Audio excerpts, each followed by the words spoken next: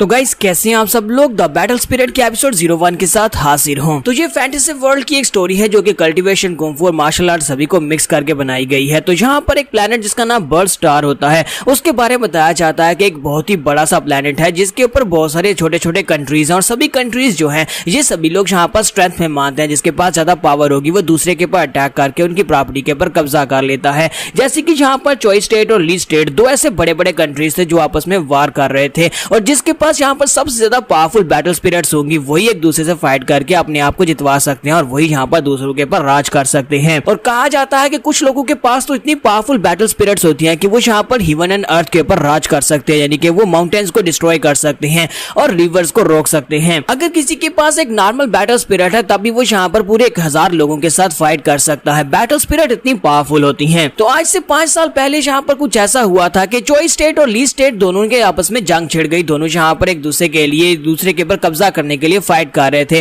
और यहीं पर हमारे हीरो रॉक के जो फादर थे वो एक असैसिनेशन ग्रुप के मेंबर थे और काफी ज्यादा पावरफुल इंसान थे। वो यहाँ पर इस पूरी स्टेट में सेकंड नंबर पर बहुत ही पावरफुल वार स्पिरिट वाले इंसान थे, लेकिन उन्होंने यहाँ पर गद्दारी कर दी। उन्होंने अपनी स्टेट के साथ गद्दारी की जिसकी वजह से कंट्री ली जो था वो यहाँ पर अपनी फाइट को हार गया। दूसरी तरफ से चॉइस कंट्री इस वक्त फर्स्ट नंबर पर सबसे पावरफुल कंट्री बन चुका है। रॉक के फादर के बारे में ये कहा जाता है कि रॉक के फादर ने अपनी असैसिनेशन ग्रुप के 2 हायर अप्स को मार डाला था और उसे मारने के बाद वो यहाँ पर से कहीं पर गायब हो गया। 5 साल हो चुके हैं और वो यहाँ पर वापस नहीं आया। लेकिन उसके बाद से ली कंट्री के लोगों ने जब वो अपनी फाइट को हार गए तो उन्होंने यहाँ पर रॉक और उसकी मदद दोनों को बंदी बना लिया, उन दोनों को कंफाइन कर दिया और तब से लेकर अभी तक यहाँ पर रॉक लोगों के ताने सुनता आ रहा है। क्योंकि जाहिर सी बात है अगर उसके बाप ने यहाँ पर गद्दारी की है तो उसे तो यहाँ पर गद्दार का बेटा ही कहा जाएगा और उसे बिल्कुल भी यहाँ पर इस तरह से ट्रीट नहीं किया जाएगा जिस तरह नॉर्मल बच्चों को ट्रीट किया जाता है। हमारा रॉक जो है लोगों की ये सारी बातें सुन सुनकर, लोगों से मार खा खा कर उस बेचारे का दिल जो है पत्थर का बन चुका है, वो बहुत ज्यादा सख्त हो चुका है। यानी कि वो इन सभी लोगों से नफरत करता है जो लोग उससे नफरत करते हैं, जो लोग उससे और उसकी माँ को बुरा भला कहते हैं और खास तौर पर वो अपने बाप से बहुत ज्यादा नफरत करता है जो कि उसे धोखा देकर चला गया।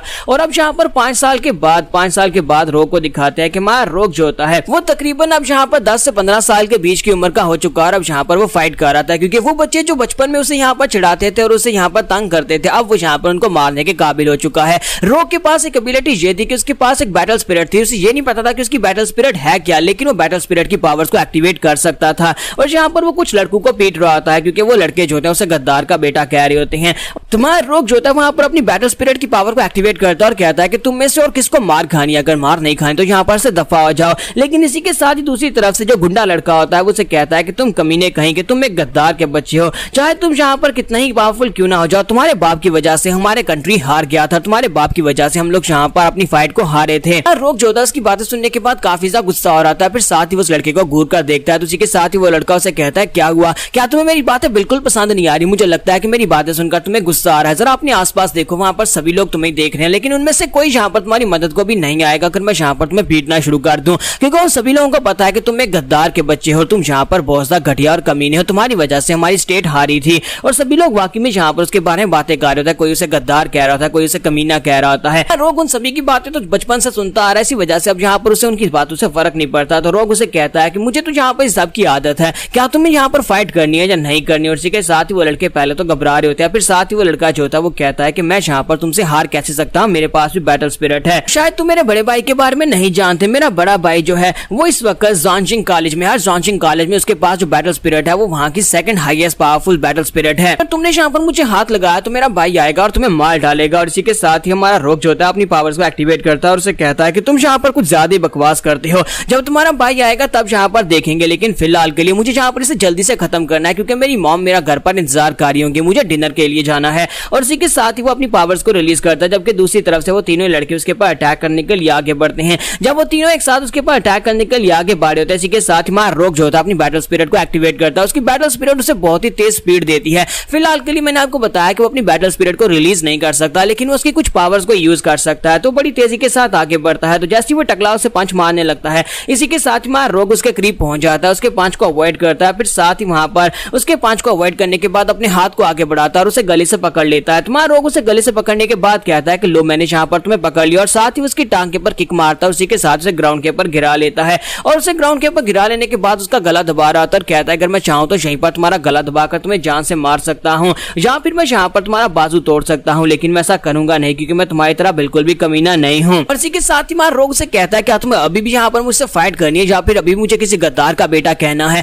तो टकला उसे कहता है कि नहीं, अब मैं यहाँ पर तुम्हें कुछ नहीं कहूंगा। और इसी के साथ ही हमारा रोग जो होता है वहां पर अपनी फाइट को खत्म करता है, उसे छोड़ देता है और कहता है तो फिलहाल के लिए मैं यहाँ पर जा रहा हूँ, दोबारा कभी मुझे अपना चेहरा मत दिखाना, वरना इस बार तो मैंने तुम्हें छोड़ दिया लेकिन अगली बार तुम्हें बिल्कुल भी नहीं छोड़ूंगा। और वो वहां पर से चला जाता है। उसके चले जाने के बाद उसके साथ ही भागते हुए टकले को उठाते हैं और उसे कहते हैं कि दोस्त क्या तुम ठीक हो? तो वो कहता है हाँ मैं ठीक हूँ, लेकिन आज इसने यहाँ पर लाइन क्रॉस कर दी, इसे यहाँ पर मुझे गले से नहीं पकड़ना चाहिए था। अब मैं अपने भाई को बुला कर लाऊंगा और उसके बाद देखना मैं इसका क्या हाल करता हूँ, इससे इसकी कीमत चुकानी पड़ेगी। तुम्हारा रोग घर वापस आता है और आकर अपनी मॉम से कहता है कि मॉम मैं घर वापस आ गया। तो उसकी मॉम जो होती है वहां पर टूटे हुए शीशे के टुकड़े उठा रही होती हैं क्योंकि उनके घर के ऊपर फिर से किसी ने पत्थर मारे होते हैं। तो रोग कहता है मॉम क्या फिर से यहाँ पर गांव वालों ने आकर हमारे घर के ऊपर पत्थर फेंके? तो उसकी मॉम उसे कहती है कि मुझे अभी सबकी आदत हो चुकी है, अब तुम जल्दी से जाओ मुंह हाथ धोकर आओ, मैं तुम्हारे लिए खाना बना देती हूँ। तुम्हारा रोग कहता है कि मॉम ये सब कुछ उस कमीने की वजह से हो रहा है, यानी मेरे डैड की वजह से हो रहा है, जो यहाँ पर गद्दारी करके भाग कर चला गया, जिसकी वजह से हमारे साथ यहाँ पर सब कुछ हो रहा है। बचपन से मैं ये सब कुछ बर्दाश्त कर रहा हूँ।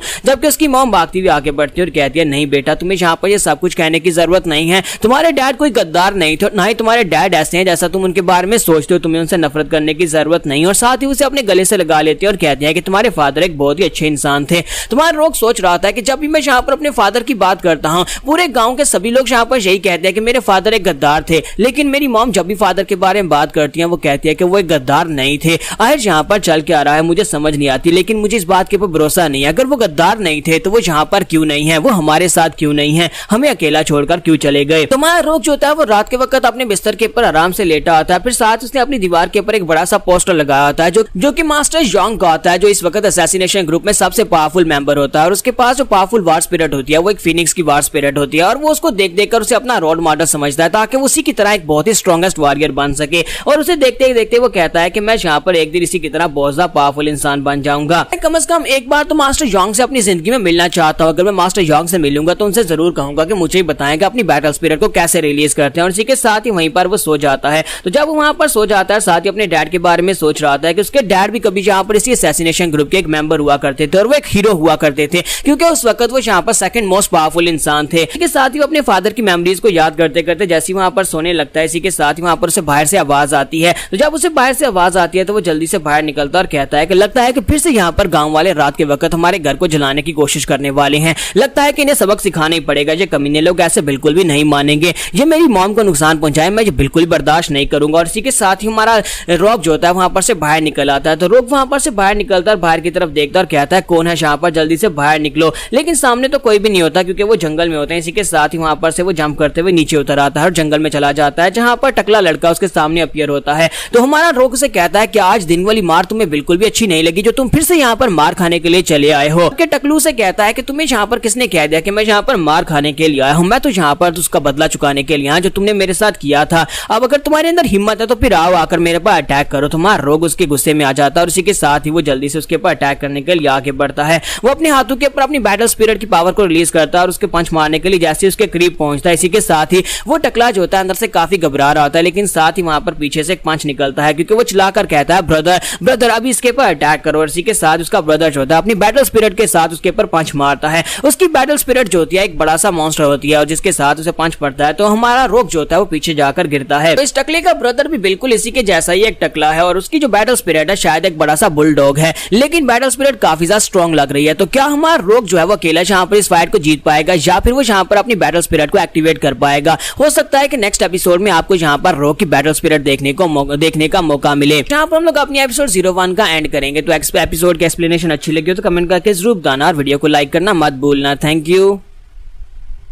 तो गाइस कैसे हैं आप सब लोग बैटल स्पिरिट के एपिसोड 02 के साथ हाजिर हूं। तो गाइस अगर आपको पिछली पहली एपिसोड अच्छी लगी और आप उसे देखने के बाद यहाँ पर आए हैं तो चैनल को भी सब्सक्राइब कर देना और वीडियो को लाइक करना मत भूलना। Thank you. लास्ट एपिसोड के एंड पे हमने देखा था कि वहां पर उस टकले का भाई आ जाता है और उसके भाई के पास वहां पर एक बहुत ही पावरफुल बैटल स्पिरिट होती है और उस बैटल स्पिरिट के साथ वो आकर हमारे रोग को एक जबरदस्त पंच मारता है। तो उसका भाई उसे कहता है कि तुम्हें क्या लगा था कि तुम यहाँ पर मेरे लिटिल ब्रदर के साथ ये सब कुछ कर सकते हो? मैं वापस आया तो मुझे पता चला कि मेरा छोटा भाई जो है वो किसी से मार खाकर आया है और वो भी किसी ऐसे वैसे से नहीं बल्कि एक गद्दार के बच्चे से मार खाकर वापस आया है। तुम्हें लगा था कि मैं यहाँ पर इस मसले को ऐसे ही जाने दूंगा। तो इसी के साथ ही वो टकला लड़का भी चलाकर उसे कहता है कि तुम्हें क्या लगा था कि तुम मेरे ब्रदर के खिलाफ भी यहाँ पर जीत पाओगे? मैंने तुम्हें वार्निंग दी थी कि मेरा ब्रदर जो है वो ज़ांजिंग कॉलेज का एक बहुत ही हायर अप है। रोक जो होता है वहाँ पर एक पंच खाने के बाद ग्राउंड के ऊपर गिरा पड़ा होता है और उसकी बॉडी वहाँ पर मूव नहीं कर पा रही होती क्योंकि उसे वहाँ पर काफी बुरी हिट लगी होती है। तो वो कहता है क्या वाकई में एक बैटल स्पिरिट की पावर ऐसी होती है? इसकी बैटल स्पिरिट तो बहुत ज्यादा खतरनाक लगती है। उसी के साथ ही बड़ा भाई आगे बढ़ता है और उसे कहता है कि लड़के अब यहाँ पर ग्राउंड के ऊपर पड़े रहने की नौटंकी बंद करो। तुमने यहाँ पर मेरे भाई को दिन में बड़ी बुरी तरह से पीटा था और अब यहाँ पर मैं तुम्हें बुरी तरह से पीटने वाला हूँ। अगर इसी तरह चलता रहा तो सुबह तक तो तुम यहाँ पर मर जाओगे।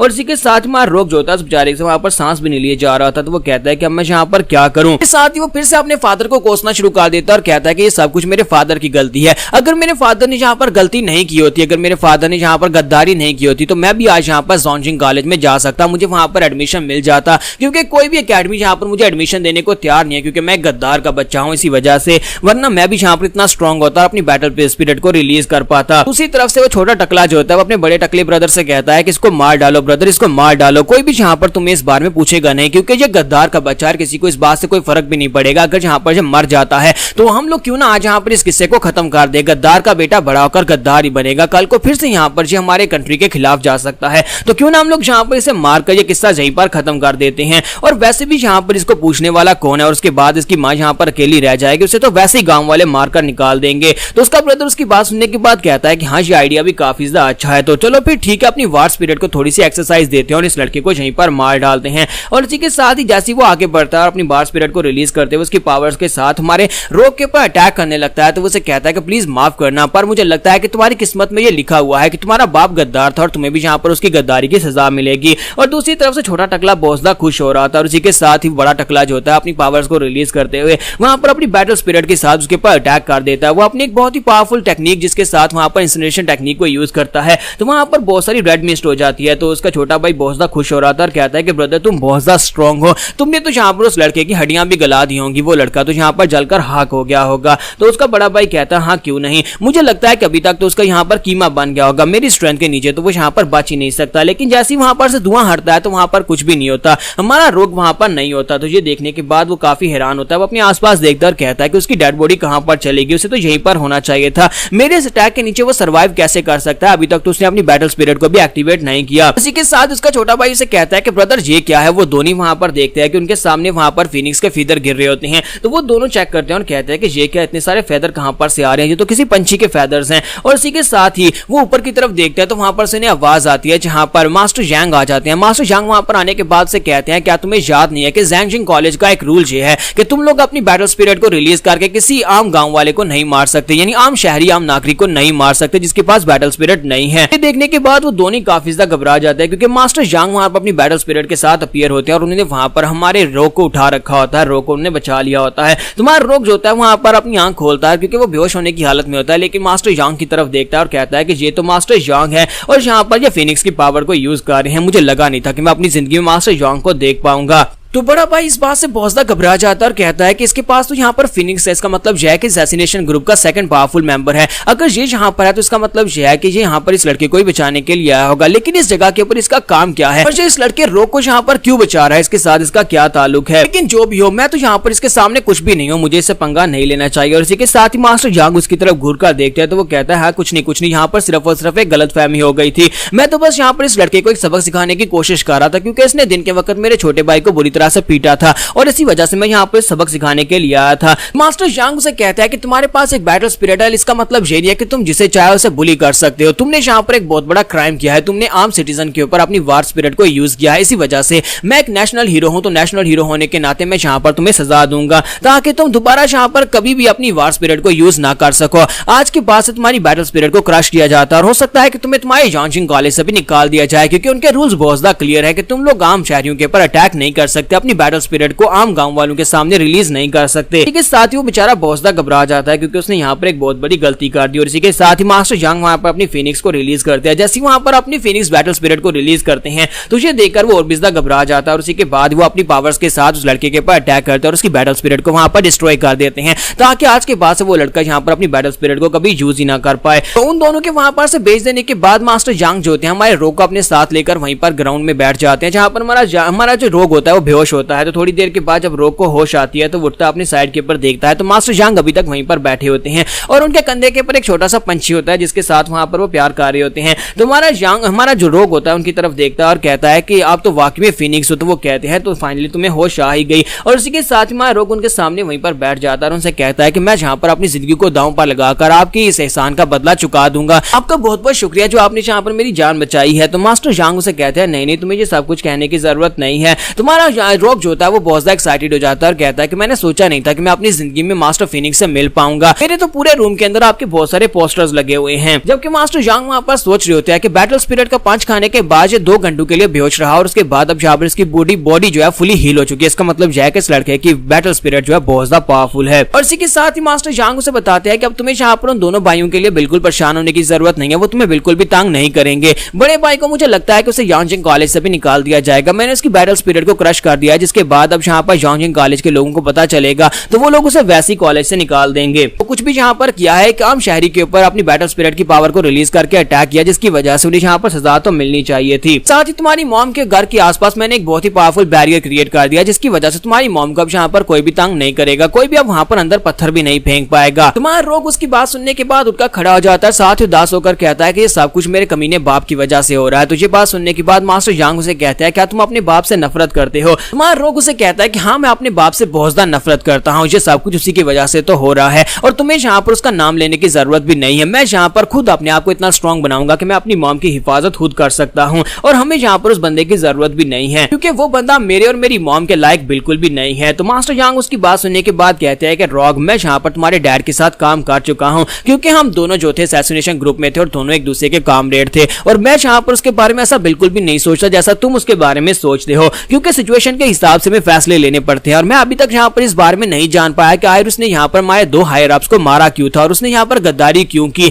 लेकिन मुझे लगता है कि तुम्हारे बाप ने जो कुछ भी किया उसके पीछे कोई ना कोई वजह जरूर होगी। तुम्हारा रोग उसकी बात सुनने के बाद कहता है कि मुझे वैसे इस बात से फर्क ही नहीं पड़ता कि यहाँ पर उसकी सच्चाई साबित होती है कि वो गद्दार था या नहीं था क्योंकि मुझे अच्छी तरह से याद है जब हमारा फादर यहाँ पर हमें छोड़कर चला गया था आज से 5 साल पहले जब मैं एक छोटा बच्चा था मुझे इतनी सेंस तो नहीं थी लेकिन उस वक्त मुझे यहाँ पर कम से कम ये महसूस होता था कि यहाँ पर क्या हो रहा है। जब फादर यहाँ पर से चले गए कुछ अरसे तक हमें मुझे और मेरी माँ को जेल में बंद करके रखा गया। वहां पर मैं बहुत ही बुरी तरह से ट्रीट किया जाता था और उसके बाद जब हमें वहां पर से आजाद किया गया हमें यहाँ पर गांव में अपना घर बनाने नहीं दिया गया। हमें साइड के ऊपर एक घर मिला जहाँ पर बहुत सारे लोग जो थे वो मुझे यहाँ पर सिर्फ और सिर्फ चिल्ला चिल्लाकर यहाँ पर गद्दार कहते थे। लेकिन जब मैं बड़ा हुआ तो सभी लोगों ने वहां पर चिल्लाना बंद कर दिया और मुझे पीटना शुरू कर दिया। वो मुझे तब तक पीटते जब तक कि उन्हें वहां पर बहुत ज्यादा मजा ना आता या फिर मैं वहां पर अधमरा ना हो जाता। इसी तरह यहाँ पर मैं बड़ा होता गया मेरा कोई दोस्त नहीं सभी सिर्फ और सिर्फ मुझे दुश्मन समझते हैं। उन्हें लगता है कि मैं गद्दार हूँ। तो इस बात से अब फर्क ही नहीं पड़ता कि मेरे फादर यहाँ पर वापस आते हैं और उनकी सच्चाई साबित होती है कि वो गद्दार नहीं थे क्योंकि मुझे लगता है कि जब यहाँ पर मुझे यहाँ पर उनके बिना रहना सीखना पड़ेगा और मैं यहाँ पर उनके बिना ही खुश हूँ। मास्टर रॉक से कहते हैं कि अगर तुम स्ट्रॉन्ग बनना चाहते हो और अपनी मॉम की हिफाजत करना चाहते हो क्यों ना तुम एक एकेडमी को ज्वाइन कर लो जहाँ पर तुम्हें बैटल स्पिरिट की पावर्स को यूज करना सिखाया जाएगा। तो रॉक इस बात से बहुत ज्यादा हैरान होता है और कहता है क्या मुझे भी यहाँ पर किसी एकेडमी को ज्वाइन करने का मौका मिलेगा? लेकिन सभी एकेडमीज वाले तो मुझे यहाँ पर रिजेक्ट कर देते हैं क्योंकि मैं गद्दार का बच्चा हूँ। जहाँ पर हम लोग अपनी एपिसोड 02 का एंड करेंगे और नेक्स्ट एपिसोड में देखेंगे कि हमारे रॉक को कौन सी एकेडमी जो है एडमिशन देगी। क्या मास्टर फिनिक्स यहाँ पर उसके लिए कोई बंदोबस्त करवाएंगे? तो गाइस कैसे हैं आप सब लोग बैटल स्पिरिट के एपिसोड 03 के साथ हाजिर हो। तो लास्ट एपिसोड के एंड पे हमने देखा था कि हमारा रोग जो होता है मास्टर जांग को बताता है कि वो अपने डैड से बहुत ज्यादा नफरत करता है चाहे वो गद्दार ना भी हो लेकिन वो इस बात से नफरत करता है कि वो एक अच्छे डैड नहीं है। और इसी के साथ ही मास्टर से कहता है कि मुझे लगता है कि तुम्हारे डैड तुमसे बहुत ज्यादा प्यार करते थे। तुम इस बात को चाहे समझो ना समझो लेकिन वो अब भी तुमसे प्यार करते हो जहां पर भी होंगे और तुम इस बात को कंफर्म कर सकते हो। तो वो कहता है मैं इस बात को कैसे कंफर्म कर सकता हूँ? तो मास्टर जांग उसे कहता है क्या तुमने कभी लॉकी कॉलेज के बारे में सुना है? तो हमारा रोग कहता है कि लॉकी कॉलेज मैंने इसके बारे में सुना है। कहा जाता है कि वो क्रिमिनल्स का स्कूल है जहां पर क्रिमिनल्स के बच्चे पढ़ते हैं और वहां पर से जितने भी स्टूडेंट्स पढ़कर बाहर निकलते हैं वो सारे के सारे बहुत ही महान क्रिमिनल्स बनते हैं। मास्टर जांग उसे कहता है कि लॉकी कॉलेज एक ऐसा कॉलेज है जो कि जहां पर किसी भी कंट्री की जुरिडिक्शन में नहीं आता, जहां पर किसी भी कंट्री के रूल्स अप्लाई नहीं होते। उनके अपने रूल्स हैं, वो अपने रूल्स के हिसाब से चलते हैं। जहां तक कि बाकी के सभी अकेडमीज और बाकी के जितने कॉलेजेस हैं वो सारे के सारे लॉकी कॉलेज के मामलों में बिल्कुल भी दखल अंदाजी नहीं करते। लेकिन सिर्फ इतना ही नहीं है बल्कि उस लॉकी कॉलेज से निकलने वाले वाले बहुत सारे ऐसे क्रिमिनल्स हैं जो कि वार हीरोज का उन्हें लेबल दिया गया, यानी कि वो वार में बहुत ही खास साबित हुए, उनके पास बहुत ही पावरफुल स्ट्रॉन्गेस्ट बैटल स्पिरिट्स थी और उन सभी को यहाँ पर हीरो कहा गया क्योंकि उन लोगों ने जब यहाँ पर वक्त जरूरत पड़ी उस वक्त उन लोगों ने यहाँ पर अपनी बैटल स्पिरिट के साथ मिलकर हमारी फाइट में हिस्सा लिया। तो मैं एक और बात बताऊं कि लोगी कॉलेज का जो डीन है यानी उनका जो प्रिंसिपल है वो इस वक्त एक बहुत ही सुपर डेंजरस विलन है जो कि पूरे 3 कंट्रीज में वांटेड है। तो मास्टर यांग उसे कहता है कि मुझे यहाँ पर तुम्हें सारी बात बताने का मतलब यह है कि तुम्हारे फादर कभी उस कॉलेज से पढ़कर आए थे, अब जबकि तुम्हारे फादर वहां से पढ़कर आए हैं तो इसका मतलब यह है कि उसका बेटा होने के नाते तुम्हें डायरेक्टली वहां पर एडमिशन मिल जाएगा। तुम्हें बस वहां पर जाकर एक कंपटीशन को पास करना होगा, अगर तुम्हारे अंदर क्वालिफिकेशंस हुई तो तुम वहां पर एडमिशन लेने के काबिल हो और तुम वहां पर स्टडीज कर सकते हो, क्योंकि बाकी के सभी राइटर्स अकेडमीज तुम्हें एडमिशन नहीं देंगे, इसी वजह से तुम्हें वहां पर जाना चाहिए। तो क्या तुम जाना चाहोगे? तुम्हारा रोग कहता है हाँ मैं जाना चाहता हूं क्योंकि मैं यहाँ पर स्ट्रॉन्ग बनना चाहता हूं, तो मुझे इस बात से फर्क नहीं पड़ता कि मैं यहाँ पर किस तरह से स्ट्रॉन्ग बनता हूं, बस मुझे स्ट्रॉन्ग बनना है ताकि मैं अपनी मॉम की रक्षा कर सकूं। हमारा रोग बहुत ज्यादा खुश हो जाता है और कहता है कि अगर मैं वहां पर लोगी कॉलेज को ज्वाइन करता हूं तो इसका मतलब यह है कि मुझे दुनिया घूमने का मौका मिलेगा, मैं बहुत सारी चीजों को स्टडी कर पाऊंगा, मैं बैटल स्पिरिट को एक्टिवेट कर पाऊंगा और बैटल स्पिरिट को रिलीज कर पाऊंगा। तो मेरे फादर ने कम से कम चलो यहाँ पर से गद्दारी तो की, कम से कम एक चीज तो अच्छी की, उनकी वजह से मुझे यहाँ पर लोगी कॉलेज में एडमिशन मिल जाएगा। तो मास्टर यांग उसे कहते हैं अच्छा ये बात है तो फिर तुम्हें आज सुबह यहाँ पर से निकलना पड़ेगा क्योंकि आज ही यहाँ पर कल सुबह यहाँ पर एडमिशन होने वाले और एडमिशन का आखिरी दिन है और वहां पर कंपटीशन होगा और उसमें अगर तुम पास हुए तो तुम्हें वहां पर एडमिशन मिल जाएगा, लेकिन तुम्हें सुबह के वक्त यहाँ पर से निकलना पड़ेगा। तुम्हारा रोग कहता है क्या सुबह के वक्त, लेकिन मॉम का क्या होगा? तो उसे कहते हैं तुम्हें मॉम के लिए परेशान होने की जरूरत नहीं है, मैं जाकर तुम्हारी मॉम को सारी की सारी बात एक्सप्लेन कर दूंगा और उन्हें बता दूंगा कि तुमने एकेडमी को ज्वाइन कर लिया और तुम आज से वहीं पर रहने वाले हो। हमारा रोग कहता है तो ये बात है तो फिर मैं जल्दी से जाता हूँ, जाकर अपना सामान पैक कर लेता हूँ और साथ ही अपनी मॉम को भी गुड बाय बोल लेता हूँ ताकि मैं सुबह सुबह जल्दी वहां पर से निकल जाऊंगा और जल्दी से वहां पर लोगी कॉलेज में पहुंच जाऊंगा और जाकर अपना एडमिशन टेस्ट दूंगा। इसी के साथ ही नेक्स्ट सीन सुबह के वक्त का दिखाया जाता है कि हमारा रोग जो होता है वो वहां पर से लोगी कॉलेज के लिए बस लेता है और वो बस जो होती है उसे लोगी कॉलेज की तरफ लेकर जा रही होती है और वहीं पर रास्ते में उसे उतार दिया जाता है और वहां पर कोई बस स्टेशन भी नहीं होता, उसे वहां पर जहां पर उतारा जाता है वहां पर सामने डेजर्ट होता है। तो हमारा रोग कहता है कि मैंने तो ड्राइवर से कहा था कि मुझे यहाँ पर लोगी कॉलेज के सामने उतारना, लेकिन यहाँ पर तो कोई लोगी कॉलेज नहीं है, जहाँ पर तो एक बड़ा डेजर्ट है और इसी के साथ ही वो आगे की तरफ चलना स्टार्ट करता है क्योंकि वहां पर सामने की तरफ शायद लोगी कॉलेज हो सकता है। उसे वहां पर एक मैप भी दिया गया होता है जो कि मास्टर यांग ने खुद बनाया होता है, वहां पर बहुत सारी गर्मी होती है और साथ ही मास्टर यांग ने वहां पर अपने उस छोटे पंछी को भी उसको दे दिया होता है। तुम्हारा यांग कहता है कि चलो शुक्र है कि जाओ जूजी तुम तो इस वक्त मेरे साथ हो, मैं यहाँ पर बहुत ज्यादा एक्साइटेड हूँ, प्लीज यहाँ पर फ्यूचर में मुझे गाइड करना और हम लोग जल्दी से लोगी कॉलेज में पहुंचते हैं। थोड़ी दूर चलने के बाद उस डेजर्ट में हमारा रोग जो होता है अपने पास से मैप निकालता है जो मास्टर यांग ने खुद वहां पर लिखा था। तो वो कहता है कि ये क्या, मुझे इसमें से कुछ भी समझ नहीं आ रही, यहाँ पर घुमा फिरा कर उन्होंने यहाँ पर लोगी कॉलेज की डेस्टिनेशन लिखी हुई है लेकिन यहाँ पर मुझे कुछ भी समझ नहीं आ रही, चलो फिर सीधा चलते जाते हैं। और इसी के साथ वो सीधा वहां पर से चलता जाता है और कहता है कहीं ऐसा ना हो कि लोगी कॉलेज पहुंचने से पहले मैं यहाँ पर गर्मी की वजह से मर जाऊं। 3 घंटे के बाद का सीन दिखाता है कि अभी भी वो उस डेजर्ट में चलता हुआ जा रहा होता है और चलते चलते वहां पर वो काफी दूर निकल आता है लेकिन अभी यहाँ पर बहुत ज्यादा गर्मी होती है। जाओ जूजी बेचारा उसे भी बहुत ज्यादा गर्मी लग रही होती है और वो कहता है कि ये कौन सी जगह पर मुझे भेज दिया गया, लगता है कि मास्टर यांग ने मुझे यहाँ पर धोखा दिया है, यहाँ पर तो कोई लोगी कॉलेज है ही नहीं, मैं पिछले 4 घंटे से यहाँ पर चल रहा हूँ। और इसी के साथ ही जब वहां पर वो कहता है कि मुझे बहुत ज्यादा प्यास लगी है, उसे सामने एक छोटा सा हट दिखाई देता है तो वो कहता है कि ये क्या क्या ये लोगी कॉलेज है, लेकिन ये तो बस एक छोटी सी कुटिया है, ये लोगी कॉलेज कैसे हो सकता है? तो हमारा रोग कहता है कि इतनी छोटी बिल्डिंग के अंदर लोगी कॉलेज बिल्कुल भी नहीं हो सकता, लगता है कि मुझे हेलुसिनेशंस आ रही हैं क्योंकि मुझे बहुत ज्यादा प्यास लगी और गर्मी की वजह से मुझे यहाँ पर चीजें दिखाई दे रही हैं। फिर साथ ही वो कहता है चलो जो भी हो मुझे वहां पर जाकर चेक करना चाहिए, हो सकता है कि उन्हें लोगी कॉलेज का रास्ता पता हो। और हमारा जो रोग होता है वो जल्दी से वहां पर पहुंच जाता है। तकरीबन आधे घंटे के बाद जब वो वहां पर पहुंचता है तो वहां पर एक बुढ़िया बैठी होती है, उस कुटिया के बाहर एक बुढ़िया बैठी वहां पर स्वेटर बुन रही होती है। तुम्हारा रोग कहता है कि ग्रैंड माँ तुम यहाँ पर इतनी गर्मी में स्वेटर क्यों बुन रही हो? फिर साथ ही वो कहता है नहीं मेरा सवाल ये नहीं होना चाहिए। तो वो उससे पूछता है कि मुझे बताओ कि क्या तुम्हें पता है कि यहाँ पर लोगी कॉलेज कहाँ पर है, मुझे एडमिशन के लिए जाना और मैं लेट हो रहा हूँ ताकि मैं वहां पर जाकर एडमिशन ले सकूं। तो ग्रैंड माँ की बात सुनने के बाद कहती है कि तुम यहाँ पर क्यों आए हो, लोगी कॉलेज में तुम्हारे जाने का मकसद क्या है, क्या तुम स्टडी करने के लिए जाना चाहते हो? तो उसी के साथ ही रोग से कहता है कि हाँ मैं स्टडी करने के लिए आया हूँ ताकि मैं लोगी कॉलेज को ज्वाइन करने के बाद अपने आप को स्ट्रॉन्ग बना सकूं, अपनी मॉम की रक्षा कर सकूं, दुनिया घूम सकूं और यहाँ पर बहुत सारी चीजें देख सकूं। तो ग्रैंड माँ की बात सुनने के बाद हल्का सा मुस्कुराती है और कहती है अच्छा ठीक है अंदर चले जाओ। तो वो कहता है क्या मुझे आपके घर में नहीं जाना ग्रैनी, मुझे यहाँ पर लोगी कॉलेज की लोकेशन बताओ। तो ग्रैनी उसे कहते हैं कि मैं यहाँ पर तुम्हें लोगी कॉलेज के बारे में बता रही हूँ, अंदर चले जाओ, अंदर जाओगे तो तुम्हें पता चल जाएगा। हमारा रोग कहता है कि ये बुढ़िया तो सठिया गई है, इतनी गर्मी में बैठकर यहाँ पर स्वेटर बुन रही है और ऊपर से कह रही है कि मेरे घर के अंदर यहाँ पर लोगी कॉलेज का रास्ता है। और इसी के साथ ही हमारा रोग जो होता है उसकी बात मानने के बाद अंदर चला जाता है। जैसे वो अंदर जाता है तो अंदर से कुटिया पूरी तरह से खाली होती है। अंदर जाने के बाद वो आंटी से कहता है कि ग्रैनी ये तो बिल्कुल खाली है, यहाँ पर तो कुछ भी नहीं है। तो वो ग्रैनी उसका उसका नाम पुकारती है और उसे कहती है कि रोक बेटा, अपने ऊपर भरोसा रखो, और अगर भरोसा रखोगे तो यहाँ पर पूरी दुनिया तुम्हारे कदमों पर झुक जाएगी। और इसी के साथ ही हमारा रोक हैरान होता है कि ग्रैनी को उसका नाम कैसे पता चला। वो कहता है ग्रैनी तुम्हें मेरा नाम कैसे पता चला, लेकिन इसी के साथ ही नीचे से वहां पर दरवाजा ओपन होता है जिससे हमारा रोक जो होता है उसके अंदर गिर जाता है। तो जैसे हमारा रोक उसके अंदर गिरता है वो चलाना शुरू कर देता है और कहता है कि बुढ़िया तुमने ये क्या कर दिया, तुमने यहाँ पर मुझे कहां पर ट्रैप कर लिया, लगता है कि ये बुढ़िया कोई ठग थी। और इसी के साथ ही हमारा रोक जो होता है वहां पर से नीचे की तरफ गिर रहा होता है, वहीं पर से नीचे रोशनी दिखाई देती है। तो रोक कहता है कि लगता है कि मैं ग्राउंड के ऊपर गिरने वाला हूं।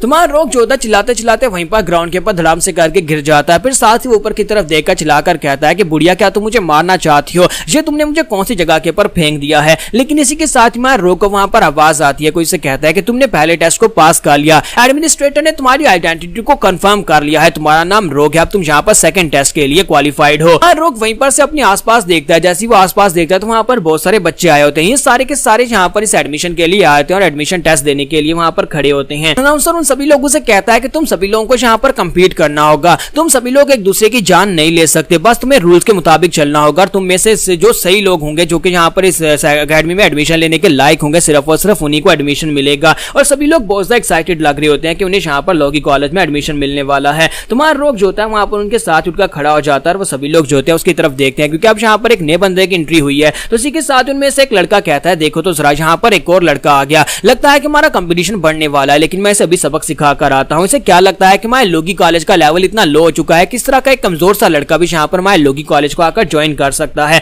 और इसी के साथ ही उसे कहता है कि लड़के मैं तुम्हें दिखाता हूँ कि मेरी स्टोन फिस्ट क्या कर सकती है। तो उसके हाथों के ऊपर वहां पर उसने स्टोन फिस्ट चढ़ाई होती है, क्योंकि ये उसकी बैटल स्पिरिट होती है जिससे वो अपने हाथों को स्टोन का बना सकता है। तो उसे कहता है कि देखते हैं कि यहाँ पर मेरा पंच खा पाते हो या नहीं, अगर तुमने मेरा पंच खा लिया तभी तुम इस कॉलेज में रहने के लायक रहोगे। वो वहां पर उससे बात कर रहा होता है, इसी के साथ ही वहां पर एक खट्टा कट्टा लड़का निकल आता है और उसे कहता है कि मेरे रास्ते से दूर हटो। तो जब वो उसे वहां पर वार्निंग देता है कि मेरे रास्ते से दूर हटो, तो वो लड़का जो होता है वो कहता है कि चलो देखते हैं कि तुम यहाँ पर मेरी स्टोन फिस्ट खाने के बाद कैसा रिएक्शन देते हो। और वो हट्टे कट्टे लड़के के पेट में एक जबरदस्त पंच दे मारता है। तो उसकी स्टोन फिस्ट काफी ज्यादा पावरफुल होती है और वो कहता है कि देखा अब तुम्हें मजा आया, मेरी स्टोन फिस्ट कितनी पावरफुल है, मेरी स्टोन फिस्ट के सामने यहाँ पर कुछ भी नहीं दिख सकता, चाहे यहाँ पर मेटल की दीवार क्यों ना हो, मेरी स्टोन फिस्ट उसको भी तोड़ सकती है। भाई तुम यहाँ पर एक बड़े से हाथी क्यों ना होते, तभी मैं यहाँ पर अपनी स्टोन फिस्ट के साथ उठाकर तुम्हें दूर पटक देता। लेकिन इसी के साथ ही दिखाते हैं कि वो मोटा हट्टा कट्टा लड़का जो होता है उसके ऊपर उसकी स्टोन फिस्ट का कोई असर ही नहीं होता और इसी के साथ ही वो उसे अपनी बाहों में भर लेता है, वहां पर उसकी हड्डियां पिचकाना शुरू कर देता है। तो वो कहता है कि ऐसा कैसे हो सकता है, तुम अभी तक यहाँ पर मूव कैसे कर पा रहे हो, मैंने अपनी स्टोन फिस्ट के साथ अटैक किया था।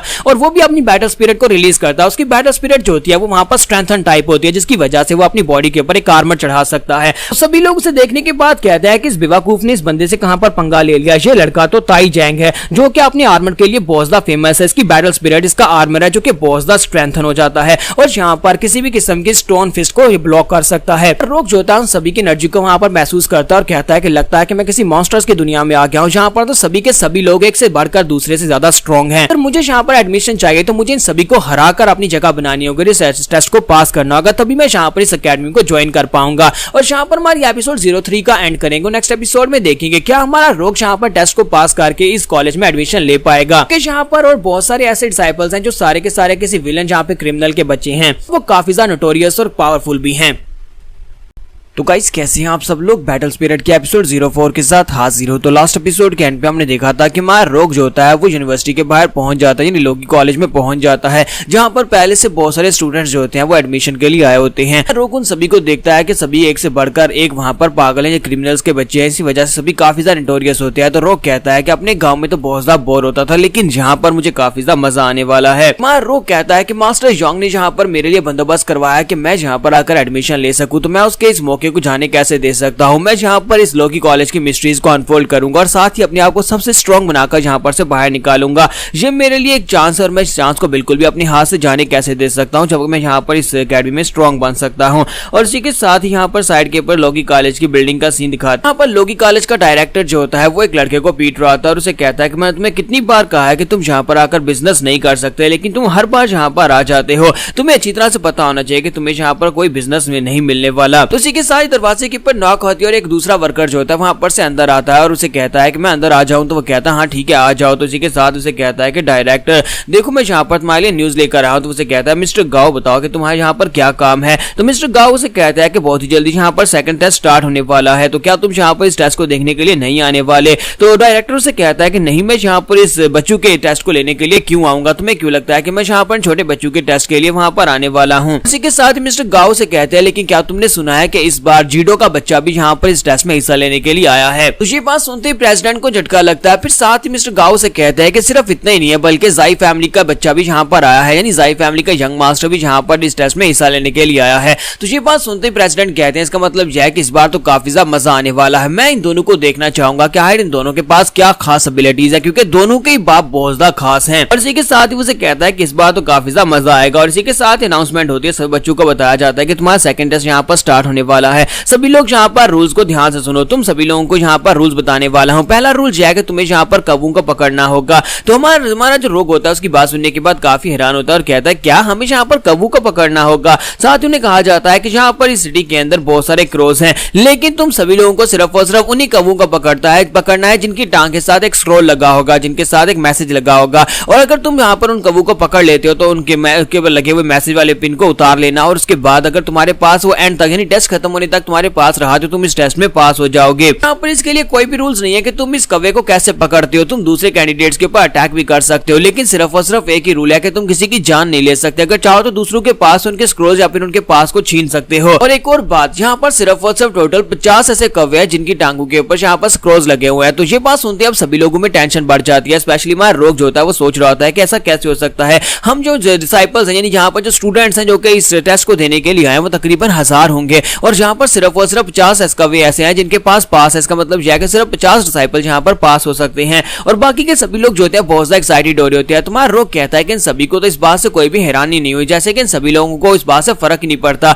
और सभी लोग यहाँ पर अपनी स्ट्रेंथ के बलबूते पर इस टेस्ट को पास करना चाहते हैं। तुम्हारा रोग कहता है अगर ऐसी बात है तो फिर मैं भी यहाँ पर अपना बेस्ट दूंगा। और इसी के साथ सभी डिसाइपल जो होते हैं वहां पर कौवों को घूर घूर कर देख रहे होते हैं और कौवे बेचारे वहां पर उनको देख रहे होते हैं कि अब उनके साथ क्या होने वाला है। और सभी कौवे वहां पर से उड़ना स्टार्ट कर देते हैं और उनको बताया जाता है कि तुम्हारे पास 3 घंटे हैं, 3 घंटे के टाइम में तुम्हें यहाँ पर अपने लिए पास ढूंढना होगा। और यहीं पर मिस्टर गाओ और प्रेसिडेंट को दिखाते हैं कि वो दोनों जो होते हैं वो छत के ऊपर आकर खड़े हो जाते हैं और कहते हैं कि मैं तो वाकई में यहाँ पर देखना चाहता हूँ कि ये दोनों बच्चे इस बार क्या करके दिखाएंगे। उम्मीद करता हूँ कि दोनों यहाँ पर टेस्ट को पास करके हमारी अकेडमी का हिस्सा बन जाएंगे और उसके बाद मैं इन लड़कों को देख पाऊंगा, इनको एग्जामिन कर पाऊंगा। और यहीं पर एक गली का सीन दिखाता है जहाँ पर हमारा रोग जो होता है वो छुपकर देख रहा था कि कोई कौवा यहाँ पर खुद उड़कर आ जाए और इसी के साथ ही वहां पर इंतजार करते करते वो कहता है कि अब मैं यहाँ पर क्या करूं, मुझे लगता है कि यहाँ पर कौवे को ढूंढना काफी ज्यादा मुश्किल हो सकता है क्योंकि सिर्फ 50 कौवे ऐसे हैं जिनके पास है और बाकी के सभी कौवे तो बेकार हैं। फिर साथ ही वो कहता है कि जाओ जूजी भी यहाँ पर से भाग गया है, मास्टर यांग ने मुझे उस जाओ जूजी को दिया था कि वो मेरे साथ रहेगा लेकिन वो पता नहीं कहाँ पर गायब हो गया है। यहीं पर से हमारे रोग को एक कौवा दिखाई देता है जो कि सामने की तरफ उड़कर जा रहा होता है। तो हमारा रोग कहता है कि तो फाइनली यहाँ पर एक कौवा आ ही गया और इसी के साथ ही हमारा रोग जो होता है वो जल्दी से जंप करता है और उसे पकड़ने की कोशिश करता है। तो कौवा रोते हुए बड़ी तेजी के साथ भागना स्टार्ट करता है। तुम्हारा रोग कहता है कि यहाँ पर से भागने का कोई फायदा नहीं, मैं काफी देर से यहाँ पर तुम्हारा वेट कर रहा था कि कब यहाँ पर कोई कौवा आया, अब यहाँ पर मैं तुम्हें जाने कैसे दे सकता हूँ। और जैसे ही वो उसको हाथ डालने लगता है तो कौवा जो होता है अपनी स्पीड को बढ़ाकर ऊपर चढ़ जाता है, वो बिल्डिंग के ऊपर चला जाता है। तुम्हारा रोग कहता है कि इंटरेस्टिंग, लेकिन मैं तुम्हें भागने नहीं दूंगा। और इसी के साथ हमारा रोग वहीं पर लगे हुए एक डंडे को पकड़ता है और उसके साथ वहां पर फ्लिप करता है और ऊपर की तरफ जंप कर जाता है बिल्डिंग के ऊपर चढ़कर। साथ ही अपनी बैटल स्पिरिट को अपने पांव में एक्टिवेट करता है, गोंगी टेक्निक को यूज करते हुए कहता है कि अब मैं यहाँ पर तुम्हें बिल्कुल भी जाने नहीं दूंगा। हमारे लिए बहुत ही बड़ी ऑनर की बात है कि तुम्हें पकड़ने के लिए मैंने यहाँ पर अपनी बैटल स्पिरिट को एक्टिवेट किया और वो बड़ी तेजी के साथ जंप करता है। और इस बार जब वो जंप करता है तो वो उसको पकड़ ही लेगा, उसका हाथ उसके काफी करीब पहुंच चुका होता है। लेकिन साइड के ऊपर से दिखाते हैं टाई जैंग वहां पर से निकल आता है। टाई जैंग वहां पर विंडो को तोड़ते हुए वहां पर से जंप लगाता है, यानी दूसरी बिल्डिंग में होता है, वहां पर से विंडो को तोड़कर बाहर निकलता है और इसी के साथ ही वो कौवे को पकड़ लेता है। और हमारा रोग जो होता है वो उसके रास्ते में होता है और इसी के साथ ही वो रोग के साथ वहां पर टकराता है, जिसकी वजह से हमारा रोग जो होता है नीचे ग्राउंड के ऊपर गिर जाता है। तो वो दोनों ही काफी ऊंचाई के ऊपर बिल्डिंग के ऊपर होते हैं। तो टाई जैंग तो उस कौवे को पकड़ लेता है, लेकिन हमारा रोग जो होता है वहां पर सीधा नीचे आकर बिल्डिंग के साथ टकराता है, जहां पर वो कचरे में गिर जाता है। और उसके वहां पर गिरने के बाद टाई जैंग उसे कहता है कि बच्चे तुम्हारा बहुत बहुत शुक्रिया जहां पर कौवा मुझे देने के लिए। और इसी के साथ उस कौवे की टांग के साथ लगे हुए स्क्रोल को उतार लेता है और कहता है अब जबकि मुझे यहाँ पर पास मिल चुका है और कौवा बिल्कुल ठीक कौवा था जिसका मैंने यहाँ पर पीछा किया, अब यहाँ पर इस कौवे को बेच देते हैं। और उसे कहता है कि ठीक है अब तुम यहाँ पर से जा सकते हो, तुम्हारा यहाँ पर कोई काम नहीं है। जबकि दूसरी तरफ दिखाते हैं कि हमारा जो रोग होता है वो बेचारा कचरे के ढेर में जाकर गिरता है, वहां पर से बाहर निकलता है और उसे कहता है कि तुम्हें किसने कह दिया कि तुम जहाँ पर से इस कौवे के पर लगे हुए पास को लेकर जा सकते हो, और तुम्हें जहाँ पर थैंक यू बोलने की जरूरत नहीं है, लेकिन क्योंकि मैंने जहाँ पर ये नहीं कहा कि तुम जहाँ पर से जा सकते हो, पहले ये पास मुझे दो और उसके बाद यहाँ पर से चले जाना। और रॉक वहाँ पर अपनी बैटल स्पिरिट को यूज करते हैं, बड़ी स्पीड के साथ उसके सामने आकर खड़ा हो जाता है और कहता है कि चलो जल्दी से अब ये पास मुझे दे दो। जबकि ताईजांग उसे कहता है कि तुम्हारी स्पीड काफी ज्यादा अच्छी है, लेकिन क्या तुम्हें लगता है कि मेरी फिजिकल बॉडी के सामने तुम्हारी ये स्पीड काम आएगी, क्योंकि मेरी बॉडी आर्मर टाइप है और जहाँ पर तुम मेरी बॉडी को ब्रेक नहीं कर पाओगे। साथ ही उसे अपना नाम बताता और कहता है कि मुझे जायंट ताईजांग कहते हैं, अब मरने से पहले तुम्हें यहाँ पर मेरा नाम तो याद होगा कि तुम्हें किसने मारा था। और इसी के साथ ही वो कहता है कि अब मैं तुम्हें दिखाता हूँ कि मैं क्या कर सकता हूँ, और साथ ही वो अपने पंच के ऊपर वहां पर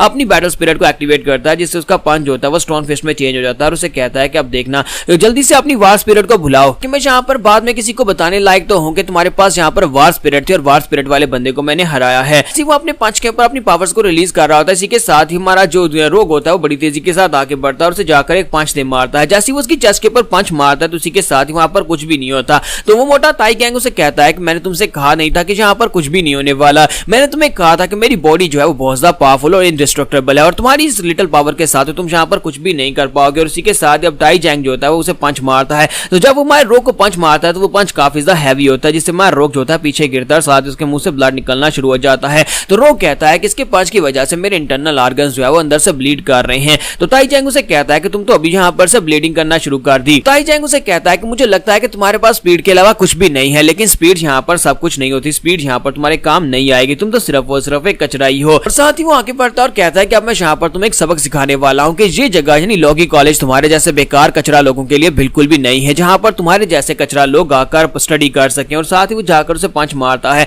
तो हमारा रोग जो होता है वो जल्दी से जंप करते पीछे की तरफ बढ़ता है ताकि उसके पंच को अवॉइड कर सके। तो वो उसे कहता है कि तुम यहाँ पर कब तक बच पाओगे, तुम कब तक यहाँ पर मेरे पंचेस को अवॉइड कर पाओगे। और रोग फिर से वहां पर उसके ऊपर अटैक करने के लिए आगे बढ़ता है और उसे कहता है कि तुम्हें किसने कहा कि मैं यहाँ पर छुपने वाला हूँ, यहाँ पर बचने वाला हूँ, मैं तो डायरेक्ट अटैक करने वाला हूँ। इस बार हमारा रोग जो होता है उसके मुंह के ऊपर जाकर किक मारता है, लेकिन ताईजांग की बॉडी आर्मर बहुत ज्यादा पावरफुल होता है, जिसकी वजह से उसे बिल्कुल फर्क ही नहीं पड़ता। यहाँ पर हमारी एपिसोड 04 का एंड करेंगे और नेक्स्ट एपिसोड में देखेंगे कि आखिर हमारा रोग यहाँ पर इस बड़े ताईजांग को हराएगा कैसे। तो गाइस कैसे हैं आप सब लोग, बैटल स्पिरिट के एपिसोड 05 के साथ हाजिर हूं। तो लास्ट एपिसोड के एंड पे आपने देखा था कि हमारा रोग जो होता है वो ताईजांग के साथ फाइट कर रहा था और जो फाइट काफी ज्यादा टफ होने वाली है क्योंकि ताईजांग का बॉडी आर्मर बहुत ज्यादा स्ट्रॉन्गर होता है और हमारा रोग फिलहाल के लिए अपनी बैटल स्पिरिट को भी रिलीज नहीं कर सकता। तो इसी के साथ ताईजांग जो होता है अपने दोनों हाथों को वहां पर जोड़ता है, पंच बनाता है और कहता है कि मैं यहाँ पर इस जगह पर तुम्हें मारने वाला हूँ और मुझे नहीं लगता कि तुम्हारे गायब होने के बाद किसी को कोई फर्क भी पड़ने वाला, किसी को पता भी नहीं चलेगा कि मैंने यहाँ पर तुम्हें मार दिया है। और वो अपनी एक स्पेशल टेक्निक जिसे माउंटेन हैमर कहते हैं उसके साथ ग्राउंड के ऊपर पंच मारता है। जैसे वो वहां पर ग्राउंड के ऊपर पंच मारता है तो एक जबरदस्त शॉक वेव निकलती है। इतनी पावरफुल शॉक वेव के साथ वहां पर एक धमाका होता है। ताईजांग वहां से पीछे मुड़ जाता है और कहता है मुझे तो लगा था कि यहाँ पर इस लड़के को मारने में थोड़ी बहुत दिक्कत होगी क्योंकि इसके पास बैटल स्पिरिट होगी, लेकिन इस बेचारे के पास तो बैटल स्पिरिट ही नहीं थी। यहाँ पर ऐसे लोगों के ऊपर अपना टाइम वेस्ट नहीं करना चाहिए। उसे लगता है कि उसने यहाँ पर हमारे रोग को मार दिया, इसी वजह से वो यहाँ पर से वापस जा रहा होता है। तो जैसे वहां पर से पीछे मुड़ता है तो हमारा रोग उसे कहता है कि तुम वाकई में काफी स्ट्रॉन्ग हो, लेकिन क्या तुम्हें लगता है कि बस इतना काफी है, क्या तुम्हें लगता है कि इतना काफी है मुझे हराने के लिए। रोग की पूरी बॉडी वहां पर ब्लीड कर रही होती है, लेकिन इसी के साथ हमारा रोग जो होता है फिर से उसके सामने उनका खड़ा हो जाता है, अपनी बैटल स्पिरिट को एक्टिवेट करता है, अपनी बॉडी के ऊपर चढ़ाता है और उसे कहता है लेकिन इतना काफी नहीं है मुझे हराने के लिए, अब मैं यहाँ पर तुम्हें पीटने वाला हूँ क्योंकि अब मेरी बारी है। और इसी के साथ ही दूसरी तरफ डीप माउंटेन्स का सीन दिखाते हैं जहाँ पर एक लड़का जो कि ज़ाई फैमिली का हीरो होता है उसके साथ एक छोटी बच्ची होती है, वो दोनों जो होते हैं वहां पर से आके पड़े होते हैं। तो वो बच्ची उसे कहती है कि क्या वाकई में हम लोग लॉगी कॉलेज में जाने वाले हैं। तो वो छोटी बच्ची जाओ बाओ से कहती है कि मिस्टर ज़ाई वैंग कहीं हम लोग वहां पर पहुंचने में लेट ना हो जाएं क्योंकि अब तक तो उनका कंपटीशन जो है वो स्टार्ट हो चुका होगा। तो ज़ाई वैंग उसे कहता है नहीं हम लोग बिल्कुल भी लेट नहीं होंगे। और इसी के साथ ही नेक्स्ट सीन जो होता है फिर से हमें फाइटिंग का ही दिखाया जाता है जहां पर हमारा जो रोग होता है वो फाइट करने के लिए फिर से रेडी होता है और उसे कहता है कि अब मेरी बारी, अब यहाँ पर मैं तुम्हें पीटने वाला हूँ। जबकि ताईजांग उसे कहता है कि तुमने तो यहाँ पर मुझे बहुत ज्यादा सरप्राइज कर दिया, लगता है कि अब मुझे यहाँ पर अपनी बैटल स्पिरिट को रिलीज करना पड़ेगा तुम्हें मारने के लिए। और जैसे वो अपनी बैटल स्पिरिट को वहां पर रिलीज करता है तो हमारा जो रोग होता है वो इस बात से काफी हैरान होता है क्योंकि अभी तक उसने अपनी बैटल स्पिरिट को रिलीज नहीं किया था। और जब बैटल स्पिरिट को रिलीज किया जाता है तब ह्यूमन की पावर भी बहुत ज्यादा बढ़ जाती है। जैसे वो बैटल स्पिरिट को रिलीज करता है तो उसकी बैटल स्पिरिट जो होती है वो एक स्टोन बीस्ट होता है। तो वो कहता है क्या अब तुम्हें समझ आए कि मेरी बॉडी को यहाँ पर बीट करना इसी वजह से पॉसिबल नहीं है क्योंकि मेरी वार स्पिरिट जो है वो एक स्टोन बीस्ट है। और इसी के साथ हमारा जो रोग होता है उसे कहता है कि तुम्हारे पास यहाँ पर ये बैटल स्पिरिट है, इसका मतलब ये नहीं है कि मैं तुम्हें हरा नहीं सकता, मुझे यहाँ पर अपना बेस्ट देना होगा तब जाकर मैं तुम्हें हरा पाऊंगा। और इसी के साथ दिखाता है कि ताईजैंग जो होता है उसके ऊपर अटैक करने के लिए आगे बढ़ता है और कहता है कि तुम्हारे लिए बड़ी आनंद की बात है कि तुम यहाँ पर मेरी बैटल स्पिरिट को देख पाए हो, क्योंकि मैं अपनी बैटल स्पिरिट को ज्यादा देर के लिए बाहर नहीं रख सकता क्योंकि मेरे पास अभी इतनी एनर्जी नहीं है, लेकिन मैं इतनी देर में तुम्हें मार डालूंगा। और वो आगे बढ़कर उसे एक जबरदस्त पंच मारता है। तो जैसे ही वहां पर रोग को पंच मारता है, रोग अपने दोनों बाजू को सामने करते हुए उसके पंच वहां पर ब्लॉक करता है। हालांकि उसने अपनी बैटल स्पिरिट की एनर्जी को वहां पर एक्टिवेट किया होता है, लेकिन उसे जबरदस्त ब्लो पड़ता है जिसकी वजह से उसके मुंह से ब्लीडिंग होना शुरू हो जाती है और वो वहीं पर ग्राउंड के ऊपर गिर जाता है। ताईजैंग उसे कहता है कि ये क्या, तुम तो यहाँ पर फिर से ग्राउंड के ऊपर गिर गए, मुझे तो लगा था कि इस बार तुम मुझे पीटने वाले हो। और इसी के साथ ही हमारा जो रोग होता है वहीं पर से नीचे से उठता है और उसके कंधे के ऊपर से गर्दन के पास जाकर 5 दे मारता है और पीछे हटता है। तो वो कहता है कमीने कहीं कि ये तुम क्या कर रहे हो, मैंने तुम्हें पहले भी कहा था कि तुम्हारे पंचेस बिल्कुल बेकार हैं, लेकिन फिर भी तुम यहाँ पर मेरे पर पंचेस मार रहे हो। मैं तुम्हें अपनी और पावर दिखाता हूँ। और फिर से वहां पर अपनी बीस्ट की पावर को यूज करता है, यानी अपनी बैटल स्पिरिट की पावर को यूज करते हुए हमारे रोग के ऊपर एक और पंच मारता है। तो रोग अपने बाजू को सामने करते हुए पंच को ब्लॉक करता है, फिर साथ ही उसके कंधे के ऊपर वहां पर अटैक करता है। वो उसके कंधे के ऊपर 5 दे मारता है। तो इसी के साथ ही साइड के ऊपर दूसरे कंधे का यानी गर्दन के पास फिर से पंच मारता है, जिसकी वजह से ताईजैंग जो है काफी ज्यादा गुस्सा होकर उसे कहता है बेवकूफ बच्चे, मैं तुम्हें कितनी बार बताऊं कि ये बिल्कुल बेकार है, यहाँ पर तुम मुझे जितने पंचेस मारे मुझे इस बात से बिल्कुल फर्क ही नहीं पड़ा, फिर तुम यहाँ पर मुझे पंचेस मार क्यों रहे हो। अब यहाँ पर ताईजैंग जो होता है एक स्पेशल स्किल जिसको डेवास्टेटिंग माउंटेन अर्थक्वेक कहते हैं उसको यूज करता है। वहां पर जबरदस्त एनर्जी निकलता है। हमारा ताईजैंग जो होता है थोड़ी देर के लिए पीछे उठता है, लेकिन फिर साथ ही वो फिर से अटैक करने के लिए आगे बढ़ता है। तो ताईजैंग कहता है कि मुझे लगता है कि तुम्हें वाकई में मरने की बहुत ज्यादा जल्दी है, जो तुम बार बार मेरे पर अटैक करने के लिए आगे बढ़े और दोनों एक दूसरे के पर अटैक करने के लिए आगे बढ़ते हैं और जो दोनों का यहाँ पर मेरे हाल में फाइनल अटैक होने वाला है।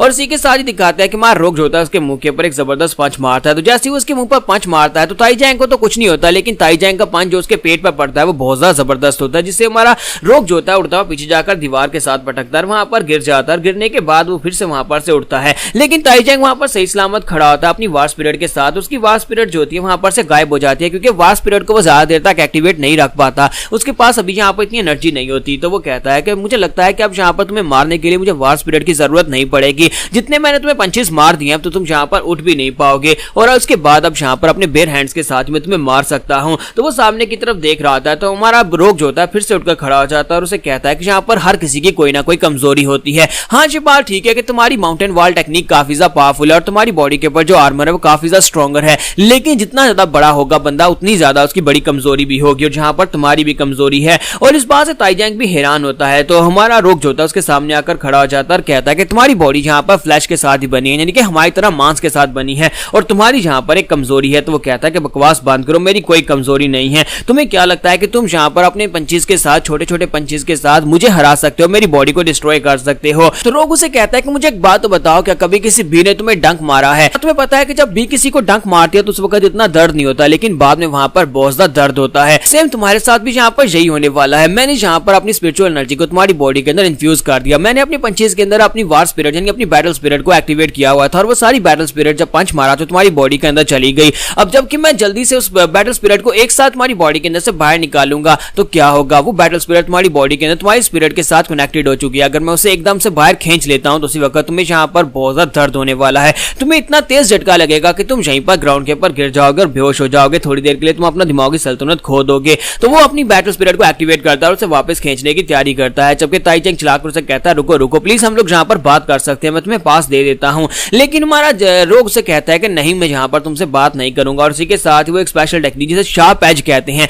उसने स्पेशल टेक्निक को खुद से बनाया है। तो वो बैटल स्पिरिट को वापस खींचता है। जैसे वो बैटल स्पिरिट को वापस खींचता है तो ताईजैंग की बॉडी के अंदर से बैटल स्पिरिट बड़ी तेजी के साथ बाहर की तरफ निकलती है, जिससे उसे वहां पर इंटरनल ब्लीडिंग होना शुरू हो जाती है। उसे एक झटका लगता है और वो वहीं पर ग्राउंड के ऊपर गिर जाता है और बेहोश हो जाता है। रोग ने यहाँ पर अपनी पहली बैटल को जीत लिया, वो भी ताईजैंग के खिलाफ, जिसके बारे में कहा जाता है कि वो काफी ज्यादा पावरफुल लड़का है। और इसी के साथ ही मार रोग उसे कहता है कि मैं तुम्हें पहले कहा था कि तुम्हें थैंक यू बोलने की जरूरत नहीं है, अब ठीक है मैं अपना पास यहाँ पर से ले लेता हूँ। और वो उसके पास से पास ले लेता है और वहां पर से आगे बढ़ जाता है। तो जब हमारा रोग वहां पर चला जाता है, इसी के साथ ही नेक्स्ट सीन बाहर से फिर से ज़ाई वैंग का दिखाया जाता है कि ज़ाई वैंग और ज़ाओ बा दोनों वहां पर जाकर एक झरने के किनारे के ऊपर जाकर खड़े हो जाते हैं। तो ज़ाओ बा उसे कहती है कि मिस्टर ज़ाई वैंग, क्या वाकई में यहाँ पर इस वाटरफॉल के पीछे एंट्रेंस है कि जहाँ पर से हम लोग लोगी कॉलेज में पहुंच सकते हैं? तो वो कहता है हाँ, हम लोग यहीं पर से उसके कॉलेज में पहुंच सकते हैं। इसी के साथ ही ज़ाई वैंग उसे कहता है कि अब तुम पीछे रहो, मैं आगे बढ़कर तुम्हारे लिए रास्ता ओपन करता हूँ। और साथ ही वहां पर अपनी उंगली का इशारा करता है, तो वहां पर से झरना जो होता है वो हट जाता है, यानी झरने का पानी साइड के ऊपर हट जाता है। और उसके वहां पर हटने के बाद उसे कहता है कि ज़ाओ बाब यहाँ पर बिल्कुल भी हिलना मत। और साथ ही वो अपनी एनर्जी के साथ उसके इर्द गिर्द वहां पर एक बैरियर क्रिएट करता है।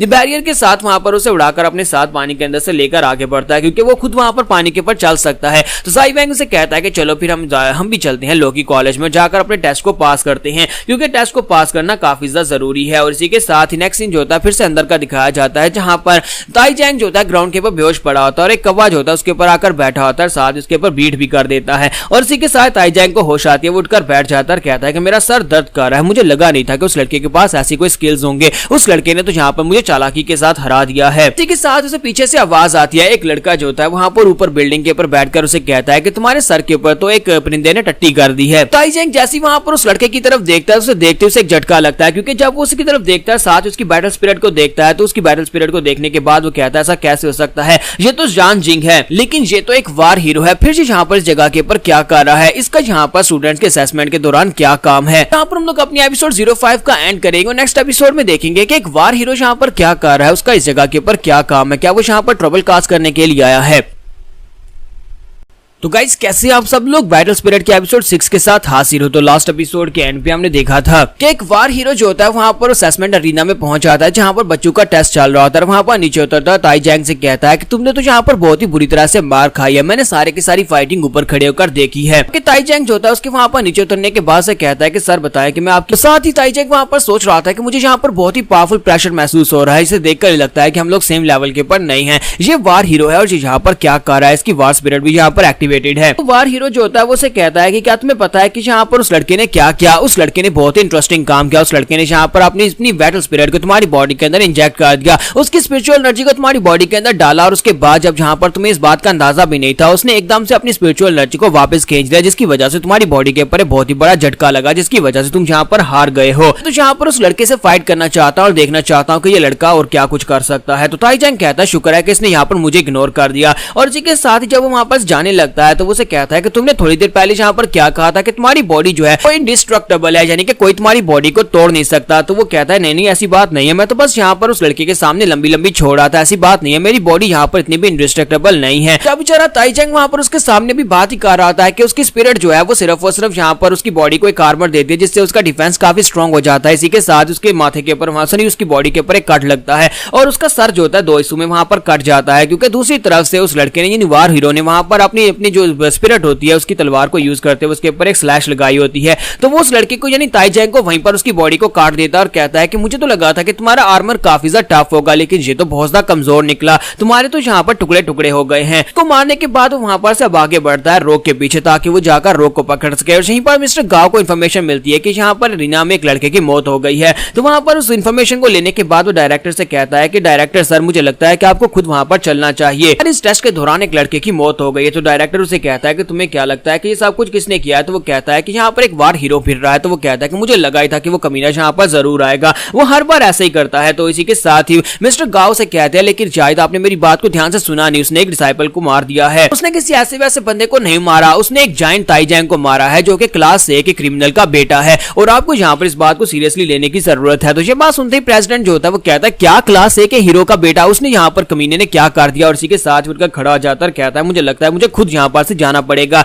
और यहीं पर हमें क्रिमिनल्स के लेवल के बारे में बताया जाता है कि क्रिमिनल्स को यहाँ पर कैटेगरीज दी गई हैं, जिसमें class C, class B, class A और सबसे एक्सट्रीम जो बहुत ज्यादा डेंजरस क्रिमिनल्स हैं उनको क्लास एस का दर्जा दिया जाता है। और क्लास ए के ग्रुप के जो लोग हैं वो यानी क्लास एस से नीचे हैं, तो वो बहुत ज्यादा पावरफुली होते हैं, तो उनको भी यहाँ पर पावरफुली कंसीडर किया जाता है। और उनके लोग ही कॉलेज के अंदर ज्यादातर जो क्रिमिनल्स के बेटे आते हैं वो क्लास ए और क्लास बी से ताल्लुक रखते हैं, इसी वजह से कि क्लास ए के बेटे को यहाँ पर मार दिया गया है तो उसे यहाँ पर एक्सप्लेनेशन देनी पड़ेगी और वो काफी खतरनाक हो सकते हैं। इसी की वजह से मिस्टर प्रेसिडेंट जो होते हैं वो खुद उठकर खड़ा होता है, कहता है कि मुझे लगता है कि मुझे खुद ही जाकर इस मसले को हैंडल करना होगा। अगर यहाँ पर और ज्यादा लोगों की मौत होती है तो फिर मिस्टर डीन जो है वो मुझे बिल्कुल भी नहीं छोड़ेंगे। फिर से हमें असेसमेंट जोन का दिखाया जाता है, जहां पर उन्हें बताया जाता है कि तुम्हारे पास सिर्फ और सिर्फ 30 मिनट बचे हैं, 30 मिनट के अंदर अंदर तुम्हें यहाँ पर अपने लिए पास ढूंढना होगा। लेकिन हमारा रोग जो होता है अभी भी यहाँ पर लोगों के साथ फाइट कर रहा था, क्योंकि वो लोग उसका पास छीनने की कोशिश कर रहे होते हैं। तो वहां पर एक लड़के के ऊपर वो अटैक करता है, जबकि वो लड़का भी सोच रहा था कि मुझे तो लगा था कि इस लड़के को दबाना बहुत ज्यादा आसान होगा, क्योंकि ये काफी ज्यादा कमजोर दिखाई देता है, कि इस लड़का तो बिल्कुल एक मॉन्स्टर की तरह है। तो इसी के साथ ही हमारा रोक जो होता है उसे फाइनली एक पंच मारता है उसके पेट में, और इस पंच के साथ ही वो उसे कहता है कि तुम्हें यहाँ पर डिस्ट्रैक्ट नहीं होना चाहिए, तुम्हें फाइट के ऊपर ध्यान देना चाहिए। और उसी पंच के साथ उस लड़के से मुंह से ब्लड बहता है, वो वहीं पर ग्राउंड के ऊपर गिरकर बेहोश हो जाता है। तुम्हारा रोक कहता है कि ये चौथा लड़का है जिसको मैंने यहाँ पर बुरी तरह से पीटा है, लगता है कि यहाँ पर क्रॉस बहुत काम है, जिसकी वजह से ये सभी लोग पास होने के लिए दूसरों के पास इसको छीनने की कोशिश कर रहे हैं। तो इसी के साथ ही हमारा रोक वहां पर सोच रहा था कि मैंने यहाँ पर अपनी वार स्पिरिट को एक्टिवेट करना तो नहीं सीखा, लेकिन मैं अपनी वार स्पिरिट की पावर को यहाँ पर यूज कर सकता हूँ, उसकी स्पिरिचुअल एनर्जी को यहाँ पर अपनी बॉडी के साथ इन्फ्यूज करके यूज कर पाता हूँ। क्योंकि मेरे डैड ने बचपन में मुझसे ये कहा था, मेरे डैड ने कहा था कि हम लोग अपनी वार स्पिरिट को डिफरेंट तरीके से यूज कर सकते हैं, जरूरी नहीं है कि वार स्पिरिट को यहाँ पर फिजिकली रिलीज किया जाए तभी यहाँ पर वो अपनी पावर्स दिखाए। रोक कहता है कि मेरे डैड की ये बात जो है ये कम से कम मेरी जिंदगी में काम आ रही है, इसके अलावा तो मेरे डैड ने मेरी जिंदगी को कांटों से भर दिया है। तो जब वो वहां पर फिनिक्स के बारे में सोचता और कहता है कि मिस्टर फिनिक्स ने यहाँ पर मेरे आने का बंदोबस्त किया, जिसकी वजह से मैं बहुत ज्यादा खुश हूँ कि मैं यहाँ पर इस जगह को ज्वाइन कर पाया। मिस्टर फिनिक्स भी मेरे डैड की तरह ही असैसिनेशन ऑर्गेनाइजेशन में काम करते हैं, लेकिन मिस्टर फिनिक्स की तो बात ही अलग है, मिस्टर फिनिक्स तो मेरे रोल मॉडल हैं। और इसी के साथ ही वार हीरो वहां पर पहुंच जाता है, वहां पर ताली बजाते हुए उसे कहता है कि इतना बुरा नहीं, तुम वाकई में काफी ज्यादा इंटरेस्टिंग हो। मैंने यहाँ पर तुम्हारी पांचों फाइट्स को देखा और पांचों फाइट्स देखने के बाद अब मेरा भी मन कर रहा है तुमसे फाइट करने का। तो हमारा रोग उसे कहता है क्या तुम भी यहाँ पर मेरे पास से मेरा पास छीनने के लिए आए हो? तो वो कहता है कि नहीं, मैं यहाँ पर से तुम्हारे पास से तुम्हारा पास छीनने के लिए बिल्कुल भी नहीं आया, मैं तो यहाँ पर तुमसे फाइट करने के लिए आया। तो क्या तुम यहाँ पर मुझे अपने फाइटिंग स्किल्स दिखाओगे? तुम्हारा रोग फाइटिंग मोड में आ जाता है और कहता है कि बकवास बंद करो, मैं यहाँ पर तुम्हारी किसी बकवास को सुनने के लिए तैयार नहीं हूँ, चलो जल्दी से यहाँ पर फाइट करते हैं। और इसी के साथ वो सोच रहा होता है कि मुझे लगता है कि मुझे यहाँ पर अब समझ आ चुकी है कि मैं अपनी जो स्पिरिचुअल एनर्जी है उसको कैसे यूज कर सकता हूँ। 5 फाइट्स जीतने के बाद अब मुझे अंदाजा है कि मैं यहाँ पर इसको कैसे हरा सकता हूँ। जबकि दूसरी तरफ से वार हीरो जिसका नाम मून बयोंग होता है, तो मून बयोंग कहता है कि लड़के क्या तुम्हें वाकई में लगता है कि तुम यहाँ पर मेरे साथ फाइट करके मुझसे जीत पाओगे? और तुम्हें क्या लगता है कि तुम जहां पर जिस स्टैंस में खड़े हो इस स्टैंस में भी तुम जहां पर मुझे हरा सकते हो? और इसी के साथ ही वो अपनी उंगली को सामने की तरफ करता है और वहां पर से स्पिरिचुअल एनर्जी की बुलेट को शूट करता है।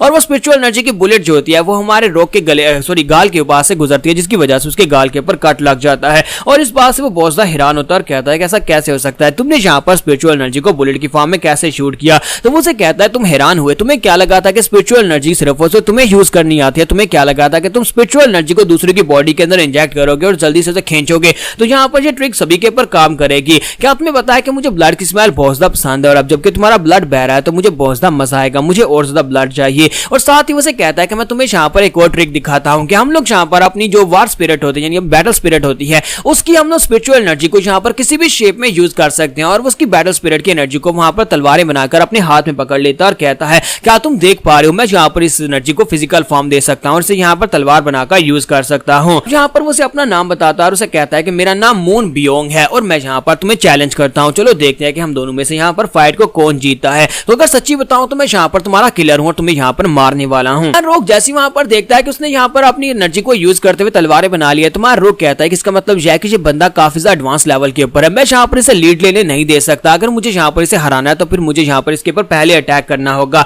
मैं यहाँ पर अपनी स्पिरिचुअल बॉडी को एक्टिवेट नहीं कर सकता, अपनी वार स्पिरिट यानी बैटल स्पिरिट को एक्टिवेट नहीं कर सकता, तो मैं उसकी स्पिरिचुअल एनर्जी को अपनी बॉडी के साथ कवर कर लेता हूँ, उसकी स्पिरिचुअल एनर्जी के साथ अपनी बॉडी को कवर कर लेता हूँ कि मैं यहाँ पर इसकी स्पिरिचुअल एनर्जी के ब्लेड के स्लैशेस से अपने आप को बचा सकूं और मुझे यहाँ पर इसका कोई ना कोई फ्लॉ ढूंढना होगा, मुझे इसकी कमजोरी ढूंढनी होगी। तो मून बियोंग उसे कहता है कि लड़के तुम काफी ज्यादा इंटरेस्टिंग हो, तुमने कम से कम यहाँ पर ये तो सोचा कि अगर तुम अपनी स्पिरिचुअल एनर्जी से अपनी बॉडी को कवर कर लोगे तो तुम मेरी स्लैशेस से बच जाओगे, लेकिन अफसोस कि तुम्हें यहाँ पर अभी तक इसको ठीक तरह से यूज करना नहीं आता और तुम्हें यह भी अंदाजा नहीं है कि सामने वाले ओपोनेंट ने कितनी ज्यादा स्ट्रेंथ को यूज करना है और तुम्हें कितनी ज्यादा स्पिरिचुअल पावर के साथ अपनी बॉडी को कवर करना है। अब मैं तुम्हें कुछ दिखाता हूँ। और इसी के साथ ही वो अपनी तलवार को सामने की तरफ फेंकता है और उसकी तलवार जो होती है बड़ी तेजी के साथ उड़ती हुई हमारे रोग की बॉडी के आर पार हो जाती है, क्योंकि हमारे रोग की बॉडी के ऊपर जो स्पिरिचुअल एनर्जी की शील्ड होती है वो उसको बिल्कुल भी रोक नहीं पाती और हमारा रोग जो होता है बुरी तरह जख्मी हो जाता है, उसके मुंह से ब्लड निकलना शुरू हो जाता है और साथ उसके एब्डोमेन वहां पर बुरी तरह से पियर्स होती है। तो मून बियोंग उसे कहता है कि अब तुम्हें यहाँ पर समझ आई कि तुम्हारी स्पिरिचुअल एनर्जी के साथ तुम चाहे कितना ही पावरफुल बैरियर क्यों ना बना लो, तुम यहाँ पर मेरे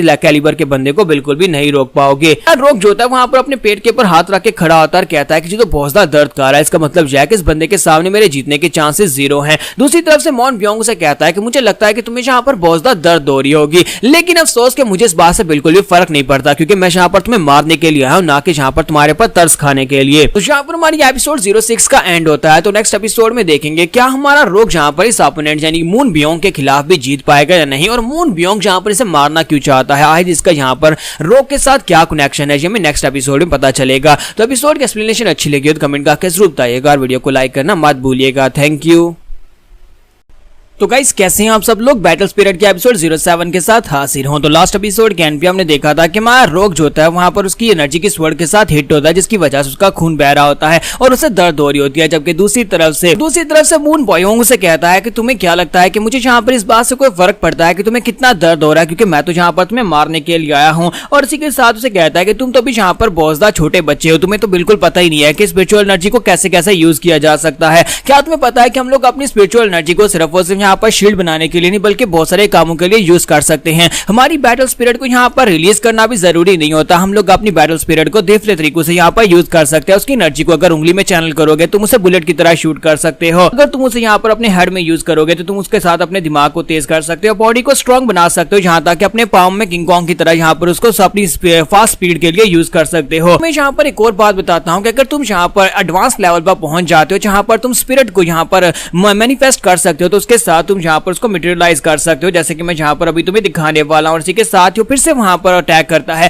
तो अपनी एनर्जी के साथ वहां पर एनर्जी बीम्स की तरह उसके ऊपर अटैक करता है। तो इसी के साथ ही हमारा रोग जो होता है जल्दी से जंप करते हुए साइड के ऊपर हट जाता है। लेकिन वो अटैक इतना भी सिंपल नहीं था, क्योंकि मून ने वहां पर जो अटैक यूज किया था उस अटैक को वो अपनी मर्जी से कंट्रोल कर सकता है। और इसी के साथ ही वो अटैक यानी कि वो तरंगे जो थी वो पीछे चली गई थी, वो एनर्जी वेव्स जो थी वापस से पीछे से आती है और उसके ऊपर अटैक कर देती है और उसका कंधा पियर्स हो जाता है। और इस बात से हमारा रोग और भी हैरान होता है और वो जख्मियों का ग्राउंड के ऊपर गिर जाता है और कहता है आज ये बंदा कौन से लेवल पर है, इसकी एनर्जी के मैनिपुलेट करने की टेक्निक्स बहुत ज्यादा बेहतर है। यानी कि मैंने तो कभी ऐसा सोचा भी नहीं था कि मैं अपनी बैटल स्पिरिट की एनर्जी को इस तरह से यूज कर पाऊंगा, लेकिन ये तो यहाँ पर ये सब कुछ कर पा रहा है। तो मून उसे कहता है कि मैं यहाँ पर हर डायरेक्शन से अपनी एनर्जी को कंट्रोल कर सकता हूँ। क्या तुम्हें पता है कि यहाँ पर एनर्जी को हम लोग इस तरह से कंट्रोल कर सकते हैं? मुझे नहीं लगता कि तुम्हें इस बारे में पता होगा। और इसी के साथ वो अपने हाथ में तलवार बनाता है और उसे कहता है क्या तुम्हें पता है कि तुम्हारे डैड जो थे ये सब कुछ यूज करने के काफी बड़े उस्ताद थे? क्या तुम्हारे डैड जीडो ने तुम्हें इस बारे में कुछ भी नहीं बताया? मुझे लगता है कि उन्होंने यहाँ पर तुम्हें थोड़ा बहुत तो सिखाना चाहिए था। और इसी के साथ ही वो अपनी तलवार को लेकर सामने की तरफ एक स्पेशल अटैक करता है, जिससे सामने की तरफ एनर्जी ब्लास्ट होता है, जिसे ग्लोरी डांस कहते हैं।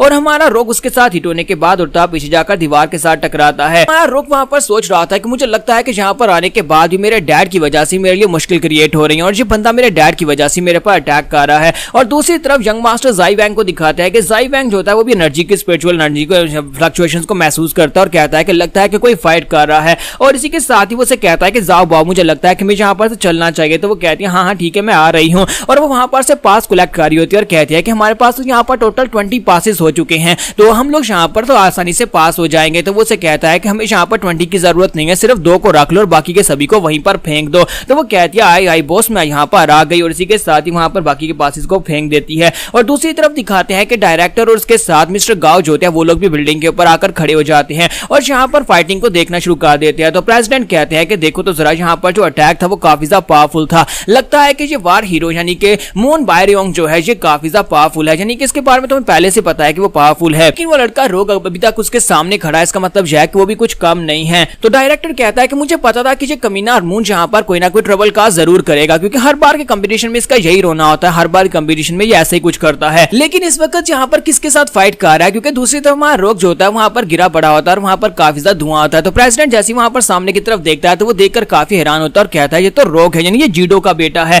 तो मिस्टर गाओ कहता है कि मैं अभी वहां पर जाता हूं और जाकर इसको रोकता हूं ताकि वो यहाँ पर रोग को नुकसान ना पहुंचाए। लेकिन इसी के साथ ही डायरेक्टर यानी प्रेसिडेंट उसे वहीं पर रोक देता है और कहता है कि नहीं, मुझे यहाँ पर देखना है कि क्या होने वाला है, मैं जीडो के बेटे को फाइट करता हुआ देखना चाहता हूँ। क्या है जीडो के बेटे में क्या स्पेशल है, क्योंकि उसका बाप बहुत ज्यादा स्पेशल था तो उसके बेटे के अंदर भी तो कुछ ना कुछ होना चाहिए। का सीन दिखाता है कि मून बॉयोंग जो होता है हमारे रोग से कहता है कि प्लीज माफ करना कि मैं यहाँ पर थोड़ा सा इमोशनल हो गया था और तुम्हारे पर कुछ ज्यादा पावरफुल अटैक कर दिया, अभी तो मुझे यहाँ पर तुम्हें बहुत ही बुरी तरह से टॉर्चर करना है। क्या तुम्हें पता है कि तुम्हारे फादर का नाम लेते यहाँ पर मैं बिल्कुल भी इमोशन को कंट्रोल नहीं कर पाता, तुम्हारा फादर का नाम लेती मुझे काफी ज्यादा गुस्सा आ जाता है। लेकिन ये बात तो वाकई में बहुत ज्यादा बुरी है कि तुम्हारे बाप ने यहाँ पर तुम्हें कुछ भी नहीं सिखाया, तुम्हारे बाप को यहाँ पर तुम्हें कम से कम कुछ तो सिखाना चाहिए था। तो हमारा रोग ग्राउंड के ऊपर गिरा पड़ा होता है, फिर साथ ही वहां पर सोच रहा था कि मैंने जो कुछ भी किया वो सब कुछ बेकार रहा। मैंने यहाँ पर आने के बाद टेस्ट को पास करने के लिए एक लड़के से फाइट की, यहाँ पर पास हासिल कर लिया, लेकिन एंड के ऊपर सब कुछ बेकार है। तो मून उसे कहता है क्या तुम्हें समझ आ रही है, मुझे लगता है कि तुम्हें यहाँ पर समझ आ चुकी है कि तुम यहाँ पर इस दुनिया के लिए बिल्कुल परफेक्ट नहीं हो।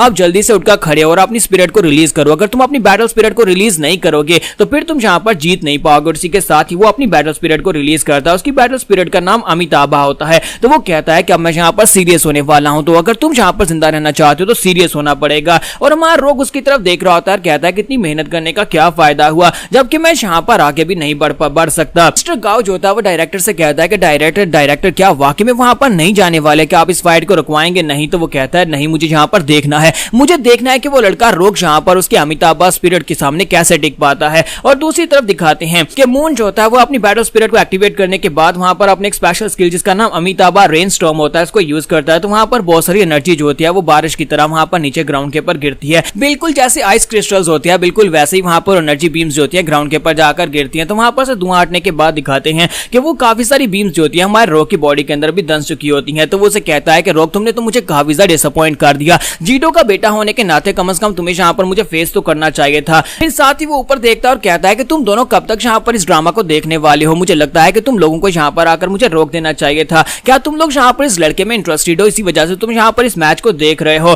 तो इसी के साथ ही डायरेक्टर से कहता है कि मून बियोंग तुम्हें नहीं लगता कि तुम्हें यहाँ पर डीन की स्कोल्डिंग से बचने के लिए ये सब कुछ नहीं करना चाहिए? अगर तुमने यहाँ पर इस लड़के को और बुरी तरह जख्मी कर दिया तो यहाँ पर डीन तुम्हें बिल्कुल भी नहीं छोड़ेंगे, वो तुम्हें सजा देंगे। तो वो कहता है कि मुझे इस बात से बिल्कुल भी फर्क नहीं पड़ता, मैं तो बस यहाँ पर डीन की मदद कर रहा हूँ ताकि कोई कचरा हमारे स्कूल के अंदर ना आ जाए। तुम्हें अच्छी तरह से पता है कि हमारे कॉलेज की एक रेप्यूटेशन है, हम लोग यहाँ पर किसी भी बेकार बंदे को नहीं ले सकते। तुम लोग यहाँ पर मेरे साथ इस तरह से बात नहीं कर सकते, जबकि मैं खुद यहाँ पर इसी लॉ की कॉलेज का एक स्टूडेंट रह चुका हूँ और यहाँ पर एक सीनियर स्टूडेंट हूँ, यहाँ पर जूनियर्स के साथ मैं यहाँ पर इस तरह का बिहेव कर सकता हूँ, यही समझ लो कि मैं यहाँ पर इसकी रैगिंग कर रहा हूँ। जबकि हमारा रोग वहाँ पर ग्राउंड के ऊपर गिरा पड़ा होता है, अंदर ही अंदर वहाँ पर सोच रहा होता है कि मैं इस जगह के ऊपर यहाँ पर हार कैसे मान सकता हूँ, मैं यहाँ पर गिर नहीं सकता, मुझे आगे बढ़ना है, मेरा रास्ता बहुत ज्यादा लंबा है, मैं यहाँ पर इस जगह के ऊपर बिल्कुल भी नहीं मर सकता। और साथ ही अपनी मॉम के बारे में याद करता और कहता है कि मुझे अपनी मॉम की किस्मत बदलनी है, मेरे डैड की वजह से हमारे ऊपर ट्रेटर का धब्बा लगा था, मुझे उसे हटाना है। इसके साथ ही वो कहता है कि मैं इनसे नफरत करता हूँ, मैं उन सभी लोगों से नफरत करता हूँ जो मेरे बाप का नाम लेकर मुझे यहाँ पर टॉर्चर करते हैं, मैं उन सभी से नफरत करता हूँ जो लोग यहाँ पर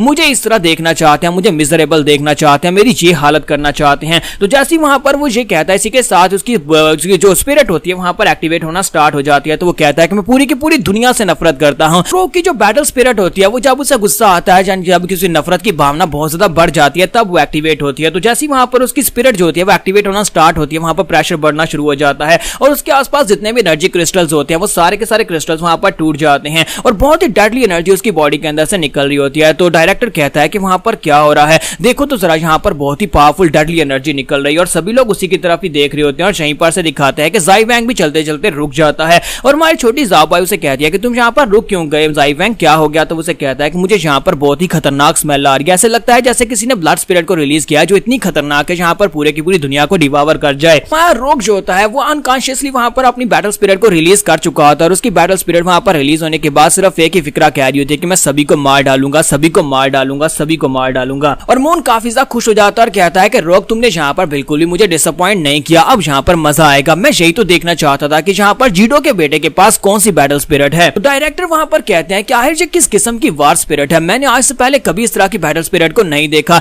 इसे देखकर ऐसे लगता है जैसे ये कोई डीमन हो जो कि हेल से सीधा यहाँ पर इस लड़के के पास आ गया हो। यहाँ पर अब अगली जो फाइट होगी उस फाइट में कौन जीतने वाला है, मून बियोंग यहाँ पर जीतेगा या फिर हमारा रोग यहाँ पर इस फाइट को जीतेगा? तो लास्ट एपिसोड के एंड पे हमने देखा था कि हमारे रो की स्पिरिट जो होती है वो अपने आप वहां पर एक्टिवेट हो जाती है और उसके अंदर से बहुत ही डेडली एनर्जी निकल रही होती है। तो मून इस बात से बहुत ज्यादा एक्साइटेड हो जाता है और कहता है कि अब यहाँ पर मजा आएगा, मुझे लगा था कि जीडो के बेटे के पास यहाँ पर कोई स्पेशल बैटल स्पिरिट ही हो सकती है। जबकि दूसरी तरफ से हमारा रोग जो होता है वहां पर अनकॉन्शियसली उसे कहता है कि मेरे बाप का नाम मेरे सामने मत लो, दोबारा उस बंदे का नाम मेरे सामने मत लेना। और इसी के साथ वो अपने हाथ को सामने की तरफ करता है और उसकी बैटल स्पिरिट जो होती है वो भी अपना हाथ सामने की तरफ करती है और इसी के साथ उसके हाथ के अंदर जबरदस्त एनर्जी निकलती है। जब वो एनर्जी वहां पर से निकलती है तो डायरेक्टर चिल्लाकर उसे कहता है कि मून इस अटैक को अवॉइड करो, ये बहुत ही खतरनाक अटैक है। और इसी के साथ दिखाते हैं कि वहां पर एक जबरदस्त धमाका आता है, सामने की बिल्डिंग टूट जाती है। तो मिस्टर गाओ कहते हैं कि आखिर यहाँ पर इस लड़के की बैटल स्पिरिट इतनी पावरफुल कैसे हो सकती है कि इसके अंदर इतनी सारी स्पिरिचुअल एनर्जी थी, ये तो एक वार हीरो लेवल के बराबर है। और इसी के साथ डायरेक्टर कहते हैं कि देखते हैं कि मून बियोंग यहाँ पर इसको कैसे ब्लॉक कर पाता है, क्योंकि मून बियोंग ने ये बिल्कुल भी नहीं सोचा होगा कि वो लड़का इतना पावरफुल है। और मून बियोंग जो होता है वहां पर अपनी अमिताभा बैटल स्पिरिट को यूज करते बड़ी तेजी के साथ जंप करते पीछे की तरफ बढ़ता और कहता है कि मुझे लगा ही था कि इसकी बैटल स्पिरिट काफी ज्यादा खास होने वाली है, लेकिन इसका मोमेंटम जो है वो बिल्कुल प्रिडिक्टेबल है। मुझे पता है कि वो अनकॉन्शियस है, इसी वजह से वो यहाँ पर ठीक तरह से फाइट नहीं कर पा रहा। लेकिन इसी के साथ ही हमारा रोग जो होता है उसके पीछे पहुंच जाता है। उसकी स्पीड तो आपको पहले ही पता है कि वो अपने स्पीड जो की वजह से काफी ज्यादा तेज था, अपनी बैटल स्पिरिट को यूज कर सकता था स्पीड के लिए। तो वो उसके पीछे पहुंच जाता है और पहुंचने के बाद उसके मुंह पर एक जबरदस्त पंच दे मारता है। तो जैसे ही वो मून के मुंह पर पंच मारता है तो मून जो होता है वो उड़ता है पीछे जाकर दीवार के साथ टकराता है और वहां पर गिरने के बाद वो फिर से उड़ता है, अपनी तलवार निकालता है और कहता है कि तुमने तो यहाँ पर मेरा खून बहा दिया, अब मुझे यहाँ पर और भी ज्यादा एक्साइटमेंट हो रही है, तो अब यहाँ पर फाइनली मुझे मजा आने वाला है। और फिर से वो ग्लोरी डांस को यूज करते हुए सामने की तरफ एनर्जी स्लैश लगाता है। लेकिन अब क्योंकि हमारे रोग के पास उसकी जो बैटल स्पिरिट होती है तो वो अपनी बैटल स्पिरिट से कहता है, तो बैटल स्पिरिट सिर्फ और सिर्फ एक ही उंगली के साथ उसके स्पेशल स्किल को ब्लॉक कर लेता है। तो ये देखने के बाद वो बहुत ज्यादा हैरान हो जाता है और कहता है कि ऐसा कैसे हो सकता है, मेरी एनर्जी स्वर्ड को यहाँ पर इसकी बैटल स्पिरिट ने एक ही उंगली के साथ कैसे ब्लॉक कर लिया, ये इंपॉसिबल है। और डायरेक्टर भी इस बात से काफी ज्यादा हैरान हो जाते हैं। तो मिस्टर गाओ से कहते हैं कि आपको नहीं लगता कि आपको यहाँ पर रोग को रोक लेना चाहिए, क्योंकि मैं यहाँ पर उसको क्लोजली देख रहा हूँ, वो लड़का जो बेहोश है यानी कि वो अनकॉन्शियस है, लेकिन उसकी बैटल स्पिरिट यहाँ पर उसके ऊपर हावी आ चुकी है और वो यहाँ पर फाइट कर रही है। मुझे लगता है अगर इसी तरह चलता रहा तो उसकी बैटल स्पिरिट उसकी बॉडी के ऊपर कब्जा कर लेगी और उसके बाद हम लोग उस लड़के को नहीं बचा पाएंगे। तो ये बात सुनने के बाद डायरेक्टर जो होते हैं वो से कहते हैं कि नहीं, मुझे लगता है कि इस फाइट को थोड़ी देर चलने दो। और इसी के साथ ही वो से कहते हैं मुझे लगता है कि ये यहाँ पर उसकी बैटल स्पिरिट है वो नफरत की वजह से एक्टिवेट हुई है, क्योंकि उसके मून ने उसके सामने उसके फादर का नाम लिया था, जिसकी वजह से उसे बहुत ज्यादा गुस्सा आया था। मुझे लगता है कि नफरत की वजह से उसकी बैटल स्पिरिट इतनी खास बन गई है। इसी के साथ ही मून जो होता है हमारे रोग को और भी ज्यादा गुस्सा दिलाने की कोशिश करता है और कहता है कि तुम्हारी बैटल स्पिरिट तो बहुत ज्यादा खास लगती है, उम्मीद अगर तुम्हारे फादर यहाँ पर होते तो वो कहता है कि मेरे बच्चे तुम्हारी बैटल स्पिरिट बहुत ज्यादा कमाल की है। तो जैसी वो ये बात करता है तो इसी साथ हमारा रोग और भी ज्यादा गुस्सा हो जाता है और कहता है कमीने कहीं कि मैंने कहा कि मेरे फादर का नाम मेंशन मत करना। और इसी के साथ ही वो कहता है कि अपनी बकवास बंद करो, मैं तुम्हें मार डालूंगा। और साथ ही उसकी बैटल स्पिरिट फिर से वहां पर अपनी डेडली एनर्जी को अपनी पाम में एक्टिवेट करती है। तो जैसे वो अपनी डेडली एनर्जी को अपनी पाम में एक्टिवेट करता है तो इस बात से मून और डायरेक्टर और मिस्टर गाओ सभी लोग हैरान हो जाते हैं और कहते हैं कि अब यहाँ पर कुछ बड़ा धमाका होने वाला है। और साई वैंग भी वहां पर करीब पहुंचता जा रहा होता है, क्योंकि उसे वहां पर जो स्मेल आ रही होती है वो उस बैटल स्पिरिट की होती है और उसकी एनर्जी की उसे स्मेल आ रही होती है। तो वो कहता है कि मुझे लगता है कि यहाँ पर कुछ तो ऐसा है जिसे यहाँ पर मुझे जाकर देखना चाहिए। ज़ाओ बाओ से कहते हैं कि यंग मास्टर हुआ क्या है, क्या आप ठीक हैं? तो वो कहता है हाँ बिल्कुल ठीक हूँ, बस सामने की तरफ चलती रहो, हम लोग बहुत ही जल्दी कुछ इंटरेस्टिंग देखने वाले हैं। और दूसरी तरफ हमारे रोग ने अपनी बैटल स्पिरिट के हाथ में वहां पर बहुत ही जबरदस्त एनर्जी को एक्यूमुलेट कर लिया होता है और वो साथ ही कह रहा होता है कि मैं सबको मार डालूंगा, सबको मार डालूंगा। और मून कहता है कि रोग का मान जहां तो यहाँ पर बहुत ज्यादा मजा आने वाला है, देखते हैं कि अब यहाँ पर कौन किसको मार डालता है। अगर यहाँ पर ऐसी बात है तो मैं भी यहाँ पर अपना फुल देने वाला हूँ। और इसी के साथ ही वहां पर एक स्पेशल स्किल जिसका नाम एक्सट्रीम ड्रैगन डांस होता है उसको यूज करता है और अपनी बैटल स्पिरिट को वहां पर ड्रैगन में चेंज कर लेता है। तो जैसे वो दोनों वहां पर अपनी फाइनल फॉर्म्स को यूज करते हुए एक दूसरे के ऊपर अटैक करने के लिए एक दूसरे के करीब पहुंचते हैं। इसी के साथ ही वो बुड्ढी ग्रैनी जो कि बाहर कुटिया के पास बैठी हुई थी वो बड़ी तेजी के साथ उन दोनों के बीच में वहां पर आ जाती है और कहती है कि यहाँ पर चल क्या रहा है, यहाँ पर हम लोग एक कंपटीशन यानी एक टेस्ट ले रहे हैं और यहाँ पर इन बच्चों को आपस में फाइट कौन करवा रहा है। और इसी के साथ ही वो अपनी बैटल स्पिरिट को वहां पर रिलीज करती है। उसकी बैटल स्पिरिट बुद्धा होती है और जैसे वहां पर अपनी बैटल स्पिरिट को रिलीज करती है तो दोनों को वहां पर ब्लॉक कर लेती है।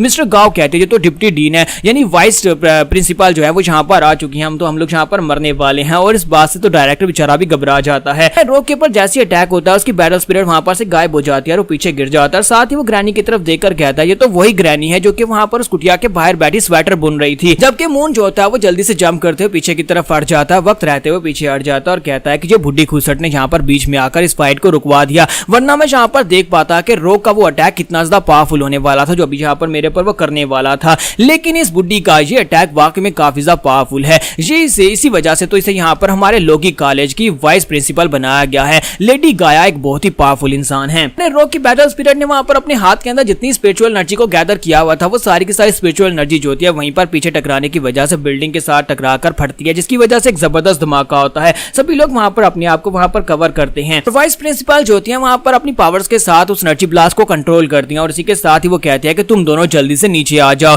तो वो डायरेक्टर मिस्टर गाओ से कह रही होती है कि जल्दी से नीचे आ जाओ। वो दोनों वहां पर नीचे उतरते हैं और आकर उसे रिस्पेक्ट देते हैं। लेकिन इसी के साथ ही वहां पर सबसे पहले मिस्टर गाओ के मुंह पर एक जबरदस्त पंच पड़ता है। फिर साथ ही ग्रैनी जो होती है वहां पर डायरेक्टर के मुंह पर भी पंच मारती हैं और हाथ छोड़कर वो डायरेक्टर को पकड़ती हैं और कहती है कि कमीने कहीं कि तुम्हें यहाँ पर बच्चों की सुरक्षा के लिए और उनको पढ़ाने के लिए डायरेक्ट करने के लिए रखा गया है, लेकिन तुम यहाँ पर दो बच्चों की फाइट देख रहे हो जहाँ पर एक दूसरे की जान लेने पर तुला हुआ था। क्या हम लोग यहाँ पर इस बात की तुम्हें सैलरी देते हैं और क्या अगर डीन को इस बारे में पता चलता तो फिर तुम उसे क्या जवाब देते? क्या तुमने वहां पर देखा नहीं था कि रोग बेहोश हो चुका था और उसकी बैटल स्पिरिट इतनी पावरफुल थी कि वो यहाँ पर पूरी की पूरी आसपास की बिल्डिंग्स को उड़ा सकती थी और हमारे बहुत सारे डिसाइपल्स यहाँ पर मर सकते थे। अब की जिम्मेदारी कौन लेता? क्या तुम इस सब को समझ रहे हो? क्या तुम्हें यहाँ पर इस बात का जरा भी अंदाजा नहीं है? तुम सिर्फ और सिर्फ इसको एंजॉय करने के लिए यहाँ पर अपने आप का तमाशा देख रहे थे कि यहाँ पर क्या होने वाला है, फाइट का रिजल्ट क्या निकलने वाला है। डायरेक्टर से कहता है कि मिस गाया प्लीज शांत हो जाए, हम तो सिर्फ और सिर्फ यहाँ पर रो की बैटल स्ट्रेंथ को देखना चाहते थे कि यार वो कितना ज्यादा पावरफुल है। तो लेडी गाया फिर से उसके ऊपर अटैक करना स्टार्ट करते हैं और उसे कहती है कि अपनी बकवास बंद करो, तुम सिर्फ और सिर्फ बकवास कर रहे हो।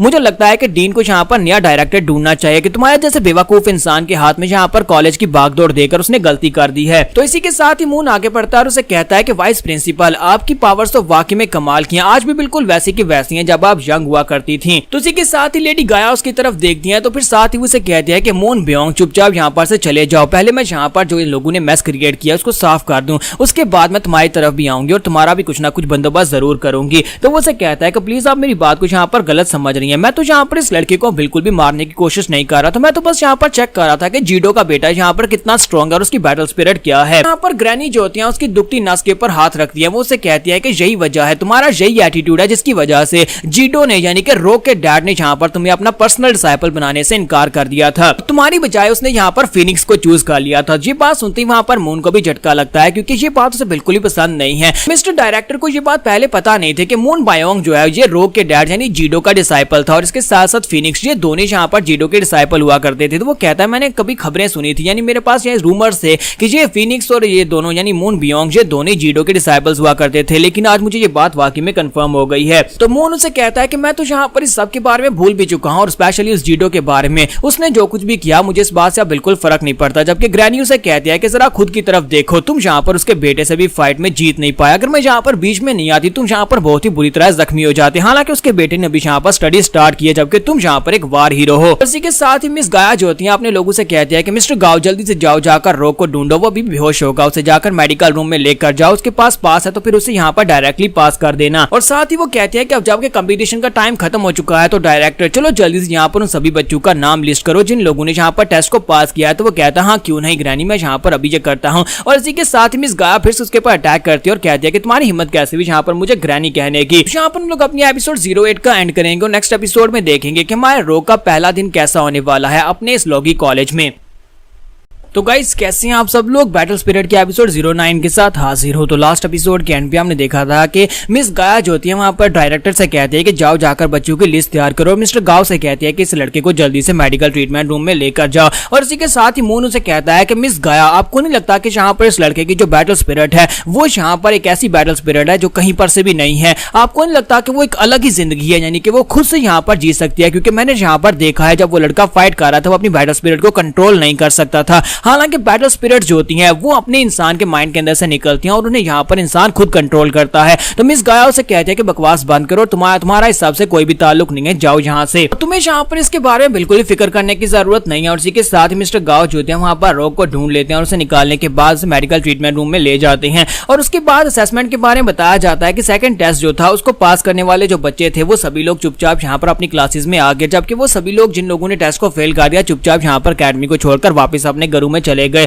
क्योंकि उन सभी को पता था कि लोगी कॉलेज का रूल है अगर पास हो तो पास हो, अगर फेल हो तो फेल हो। इसके साथ में रोक की आंख खुलती है, वो मेडिकल रूम में होता है, जैसे उसकी आंख खुलती है वो उठकर बैठता है और कहता है कि अभी यहाँ पर मुझे दर्द हो रहा है। जबकि ग्रैनी उसके पास बैठी होती है तो वो उसे कहती है कि तुम्हें देखकर लगता है कि तुम काफी ज्यादा बेहतर हो, तुम्हारे जख्म भी हील हो चुके हैं। तो वो कहता है कि ग्रैनी आप यहाँ पर क्या कर रही हैं? और इसी के साथ ही वो उसे कहती है कि बकवास बंद करो, मुझे यहाँ पर ग्रैनी मत कहो, मेरा नाम मिस गाया है और मैं यहाँ पर इस कॉलेज की वाइस प्रिंसिपल हूँ। ये बात सुनते ही वो कहता है कि लेकिन मुझे क्या पता था कि आप यहाँ की वाइस प्रिंसिपल है। तो फिर साथ ही उसे कहती है कि मुझे लगता है कि तुम्हारी बॉडी के इंजरीज जो है वो बड़ी तेजी के साथ हील होती हैं। तो वो कहता है कि हाँ बचपन से यहाँ पर मेरी बॉडी के ऊपर जितनी चोटें लगती हैं वो सारी की सारी रात को सोकर उठता हूँ, सुबह के वक्त सारी हील हो चुकी होती हैं। तो इसी के साथ मिस गाया उसे कहते हैं कि मुझे बताओ कि फिनिक्स ने तुम्हें यहाँ पर भेजा है? तो वो कहता है कि हाँ मास्टर फिनिक्स ने मुझे यहाँ पर भेजा है। मिस्टर यांग यानी मास्टर फिनिक्स जो है वो बहुत ही अच्छे इंसान है और ये मेरे पास एक पहला और आखिरी मौका है अपने आप को बेहतर बनाने का, इसी वजह से मैं यहाँ पर हूँ। और साथ ही के साथ उसे वहां पर बाकी की बातें बताने लगता है कि मैं दुनिया घूमूंगा, ये करूंगा। और इसी के साथ ही मिस गाया से कहते हैं कि बस करो, अब यहाँ पर लंबा चौड़ा भाषण देना बंद करो। इसी के साथ उसे वहां पर फिनिक्स के बारे में बताती है कि तुम्हारा जो फिनिक्स जो है वो भी कभी यहाँ पर लोगी कॉलेज का एक स्टूडेंट हुआ करता था। फिर साथ ही उसे कहते हैं कि एक और बात बताऊं कि वो तुम्हारे फादर यानी जीडो का डिसाइपल भी हुआ करता था, और वो लड़का जिसने तुम्हें मारने की कोशिश की मून बियोंग, वो भी कभी उसका डिसाइपल हुआ करता था। रोग उसकी बातें सुनने के बाद कहता है कि ग्रैनी जरा रुक जाओ, पहले मुझे ये सारी की सारी बातें अपने दिमाग में प्रोसेस करने दो, मेरे लिए ये कुछ ज्यादा ही हो रहा है। इसी के साथ ही मिस गाया जाते हुए उसे कहते हैं कि यहाँ पर भी बहुत कुछ ऐसा है जो तुम्हें जानना है, लेकिन यहाँ पर जरूरी बात यह है कि तुमने इस टेस्ट को पास कर लिया और अब तुम यहाँ पर लॉगी कॉलेज के एक स्टूडेंट बन चुके हो। तुम्हारा रोग जो होता है इस बात से काफी ज्यादा खुश होता है। तो इसी के साथ ही ग्रैनी उसे कहती है कि अब तुम यहाँ पर रेस्ट करो, कल सुबह के वक्त तुम्हारी पहली क्लास होगी जिसमें तुम्हें यहाँ पर बताया जाएगा कि तुम्हें कौन सा टीचर यहाँ पर पढ़ाने वाला है। इसी के साथ ही सुबह के वक्त का सीन दिखाता है कि मार रोग पूरी रात वहाँ पर सोता है, तो जब वो सुबह उठता है तो इसी के साथ ही मून बियोंग उसके सामने बैठा होता है और उसे गुड मॉर्निंग बोलता है। तो मार रोग जो होता है वो जल्दी से उठकर बैठ जाता है, चीख मारता है और कहता है कि ये क्या, अब इस साइको किलर को यहाँ पर किसने आने दिया, तुम मेरे पास यहाँ पर क्या कर रहे हो। मून बियोंग, मुझे तुम्हारा नाम पता है लेकिन तुम्हें यहाँ पर मुझसे क्या चाहिए। तो इसी के साथ ही वो कहता है कि क्या तुम्हें यहाँ पर अच्छी नींद आई, तुम्हें लगता है कि मैं यहाँ पर तुम्हें मारने के लिए आया हूँ। नहीं, मैं तुम्हें मारने के लिए नहीं आया, अगर तुम्हें मारना होता तो जब तुम रात को सो रहे थे मैं तभी तुम्हें मार डालता। फिर साथ ही उसे कहता है कि आज के बाद से मैं यहाँ पर तुम्हारा टीचर हूँ और इसी वजह से मैं यहाँ पर से तुम्हें लेने के लिए आया ताकि मैं यहाँ पर तुम्हें अपने साथ लेकर जा सकूँ। यहाँ पर नेक्स्ट सीन जो होता है वाइस प्रिंसिपल के रूम का दिखाया जाता है, जहाँ पर डायरेक्टर उसे कहता है कि मिस गाया आपने क्या कर दिया, क्या आपको वाकई में लगता है कि ये एक अच्छा आइडिया है, आपने मून बियोंग को रोग का टीचर बना दिया है, क्या आपको लगता है कि वो उसे कुछ सिखाएगा, वो उसकी जान लेने पर तुला हुआ था। तो मिस गाया उसे कहते हैं कि मेरा फैसला बिल्कुल ठीक है, मैंने यहाँ पर कोई भी गलत फैसला नहीं किया, क्योंकि हम में से स्कूल में जितने भी टीचर्स हैं और जितने भी स्टूडेंट्स हैं उनमें ज्यादातर लोग ऐसे हैं जो कि क्रिमिनल्स हैं, और जैसे कि मून बियोंग है वो भी एक क्लास ए रैंक का क्रिमिनल है, तो हम लोग यहाँ पर इसको नजरअंदाज नहीं कर सकते। और वैसे मुझे लगता है कि वो सिर्फ उसकी पावर्स को चेक करना चाहता था, क्योंकि वो जीडो का बेटा है इसी वजह से, और मुझे लगता है कि वो जीडो के बेटे को यहाँ पर जरूर सिखाना चाहेगा, क्योंकि जीडो ने कभी यहाँ पर उसे अपना पर्सनल डिसाइपल चूज नहीं किया था, इसी वजह से वो इस जेलसी की वजह से उसके बेटे को जरूर सिखाएगा। यहीं पर वो अपनी एक बैकग्राउंड का सीन दिखाती है जहाँ पर मिस गाज होती है वो मून बियोंग से कह रही होती है कि तुम्हें यहाँ पर एक चांस दे रही हूँ कि तुम यहाँ पर जीडो के बेटे के डिसाइपल सॉरी मास्टर बन सकते हो। तो वो कहता है कि अच्छा तो तुम चाहते हो कि मैं उसका इंस्ट्रक्टर बन जाऊं, ठीक है मैं ये काम करूंगा, लेकिन मेरी एक कंडीशन है कि उस लड़के को मेरे पास अकेला भेज दो। गाया से कहता है कि तुम्हें अकेला स्टूडेंट नहीं दिया जा रहा बल्कि जाई वैंग वो भी तुम्हारे पास ही रहेगा, तुम उसके भी टीचर बनोगे। प्रेजेंट सीन में वो पेपर के ऊपर कुछ लिख रही होती है, तो डायरेक्टर से कहता है कि मिस गाया आप यहाँ पर पेपर के ऊपर क्या लिख रही है। तो वो कहती है तुम्हें याद नहीं है कि हर 3 साल के बाद यहाँ पर हमारे गेम्स होती है, क्या तुम्हें याद नहीं है, यहाँ पर वो गेम्स फिर से होने वाली हैं। मैं यहाँ पर इस पेपर के ऊपर कंटेस्टेंट्स के नाम लिखने वाली हूँ, वो सारे के सारे पार्टिसिपेंट्स जो कि इस गेम में हिस्सा लेंगे।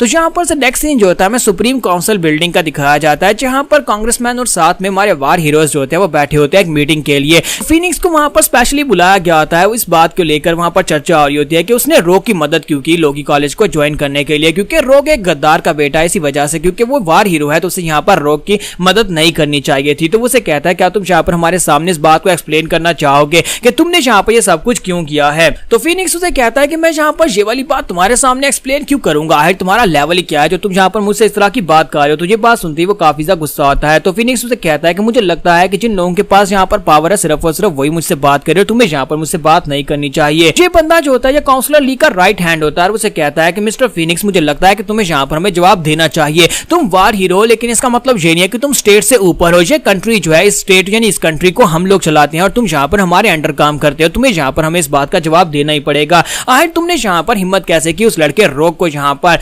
लॉगी कॉलेज में एडमिशन दिलवाने की, जबकि वो एक गद्दार का बेटा है, कल को वो बड़ा होकर एक गद्दार बन सकता है और कल को वो यहाँ पर कुछ ऐसा कर सकता है जिसकी वजह से हमारी पूरी की पूरी पब्लिक को नुकसान पहुंच सकता है। इसी वजह से हम लोग यहाँ पर तुमसे इसका सवाल का जवाब चाहते हैं। और साथ ही गुस्से के साथ टेबल के ऊपर हाथ मारता है। तो फिनिक्स कहता है कि लड़के तुम कुछ ज्यादा ही क्यूट हो, जब तुम गुस्सा करते हो तो और भी ज्यादा क्यूट लगते हो। साथ ही वो फिनिक्स से कहता है कि हम लोग यहाँ पर जीडो की फैमिली को अपनी मनमर्जी नहीं करने दे सकते और उन दोनों माँ बेटा को तो अभी तक यहाँ पर मर जाना चाहिए था, लेकिन तुम्हारी वजह से वो लोग अभी तक यहाँ पर जिंदा हैं। यहाँ पर उन लोगों ने गद्दारी की थी और गद्दारी की सजा सिर्फ और सिर्फ मौत होती है। तो ये बात सुनते ही फिनिक्स बहुत ज्यादा गुस्सा हो जाता है और अपने पास से फिनिक्स के पंख उसकी तरफ फेंकता है जो कि उसकी चेयर के साथ जाकर लगते हैं और इसी के साथ ही वो उसके पास पहुंच जाता है और उसके पास जाता है और उसे कहता है कि तुम्हारी हिम्मत कैसी हुई मेरे सामने यहाँ पर ऊंची आवाज में बात करने की, आखिर तुम अपने आप को समझते क्या हो, तुम सिर्फ और सिर्फ एक छोटे से काउंसलर के राइट हैंड और तुम यहाँ पर मेरे सामने बदतमीजी कर रहे हो। और इसी के साथ ही साइड के ऊपर से काउंसलर ली जो होते हैं अपना हाथ आगे बढ़ाते हैं और इसी के साथ ही वो अपने राइट हैंड को सर से पकड़ते हैं पर उसका मुंह जो होता है वहां पर टेबल के अंदर दंसा देते हैं और उसे कहता है कि मुझे लगता है कि इसने कुछ ज्यादा बकवास कर दी।